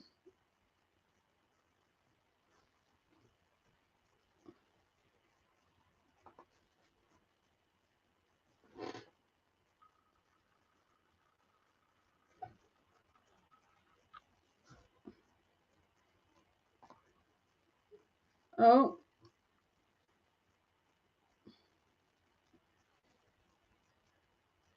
We've got literally so close to full time. So close to full time. Can we get that win over the line? If they score, I'm going to scream it. If they score, I'm actually going to scream and lose it. Just get Rodgers sacked and get the win. Come on, blow the whistle, ref. Ref, I beg you. Oh, he's blown the whistle. 3 in a row for Mr. Ten Hag. Back up to 5th place, baby. 3 wins for United. And actually, was it the most interesting game? No. Was it a bit boring? Yes, but it's about the fighting spirit of the team. An absolute defensive masterclass. Ten Hag is a smart man. Ten Hag is a very smart man. He's realised that this team is awful out of possession, and we're building a team that is very defensively stable, very good in possession. And United now up to 5th in the Premier League. You know, very, very, very happy in general because we've got the win. The attack was a little bit iffy. It does need working on, but defensively, McTominay puts in a shift. Eriksen put in a shift. The back four was incredible. Diego Dalot, special props to you. The back six is working so hard. And Ten Hag is building a team that is just working so hard and so defensively solid. Casemiro, incredible again. He's a beast. He's a defensive warrior. Rafael Varane, Casemiro, and Diego Dalot were absolutely incredible. You've got the Sancho goal. We need things to work on going forward. We need things to work on in attack. But Erik Ten Hag, you know, he is really like thinking about getting this goal, going 1-0 up, starting the game while shutting up shop. And Ten Hag knows that we can't play this expressive attacking style that, you know, City can play because we've not got that deal. We've not got those kind of players. And Ten Hag is looking at the players we have, and he's building a team around fighting spirit. If you want to play for United, you've got to work hard week in, week out. You've got to play hard. He's building a team around warriors and fighting spirits and dying for that tackle. Look at the passion of Dalot. Look at the passion of Martinez. Everything that was missing from Manchester United last season, the desire to win, the desire to fight, that is what Ten Hag is bringing to United. He's saying, I want a side that they're going to work their arse off for each other. You get that with Anthony, you get that with Martinez, you get that with the Malacia signing. But, you know, Diego Dalot, the passion he showed today, and I'm not a passion merchant, FC. It's all about ability at the end of the day. But this is a team that is playing together, running hard for each other and fighting for each other. Last season, we couldn't say that this is a game where no one had a bad game. No one had a bad game. The defence was better than the attack. The defence put an absolute shift, but off the ball, every single player put in a shift. Ronaldo comes and he puts in a shift. There's not one negative. There wasn't a negative from the Liverpool game. There wasn't a negative from the Southampton game. There wasn't a negative performer from this game. Every person on that pitch put in at least a 6 out of 10 performance. Every player on that pitch, you know, at least did what they were told to do, at least put in a shift. And that is a second clean sheet in a row, 2 clean sheets in a row, which I can't remember the last time Manchester United got 2 clean sheets in a row. You know, like, can someone tell me that? And 3 wins in a row, 3 points in the bag. Someone tell me the last time we got 3 wins in a row and 2 clean sheets in a row, because I could not tell you as well. Yeah, there could be some updates on DEPAY later tonight, so do make sure you subscribe to my YouTube channel. I will be doing all the transfer news updates, but I am going to go and record my match reaction, and my match reaction will be out at 10:40. So make sure you are subscribed so you could tune into my match reaction at 10:40. I thought Ronaldo was a lot better when he came on today versus Southampton, as you said as well. And yeah, very, very impressed with what I've seen. Ten Hag getting a lovely win. Guys, let me know your thoughts down below. Everyone let me know your man of the match. Was it Varane? Was it Dalot? I personally would have given it to Eriksen. I thought Eriksen was good. I thought he dictated the play. But I just think, yeah, I mean, DEPAY to United is also on, so do subscribe as well. But I think defensively, you know, Ten Hag is making a very defensively sound team, a very defensively strong team. But Ten Hag is making a team that is working for each other, that's working hard together. And I'm so, so happy to see that, because they've got the fighting spirit back, they've got the attitude back, and you know, hopefully this can continue. Hopefully we can continue this into the Arsenal game. Hopefully we don't do anything embarrassing, but absolutely gassed with that. Sancho with the goal as well. I thought Rashford was decent. Some people saying Rashford was poor in that. You know what? I actually thought Rashford was pretty decent. You know, I liked how Rashford was. I thought Rashford was holding up the ball. Rashford was making some great runs. The space Rashford got in behind, actually. You know, Rodgers needs to go. I mean, look, it was a boring game, but I can't wait to record my match reaction. So do subscribe, because my match reaction is going to be out on the YouTube channel in about 40 minutes. So see you then, guys. Subscribe. See you after the match.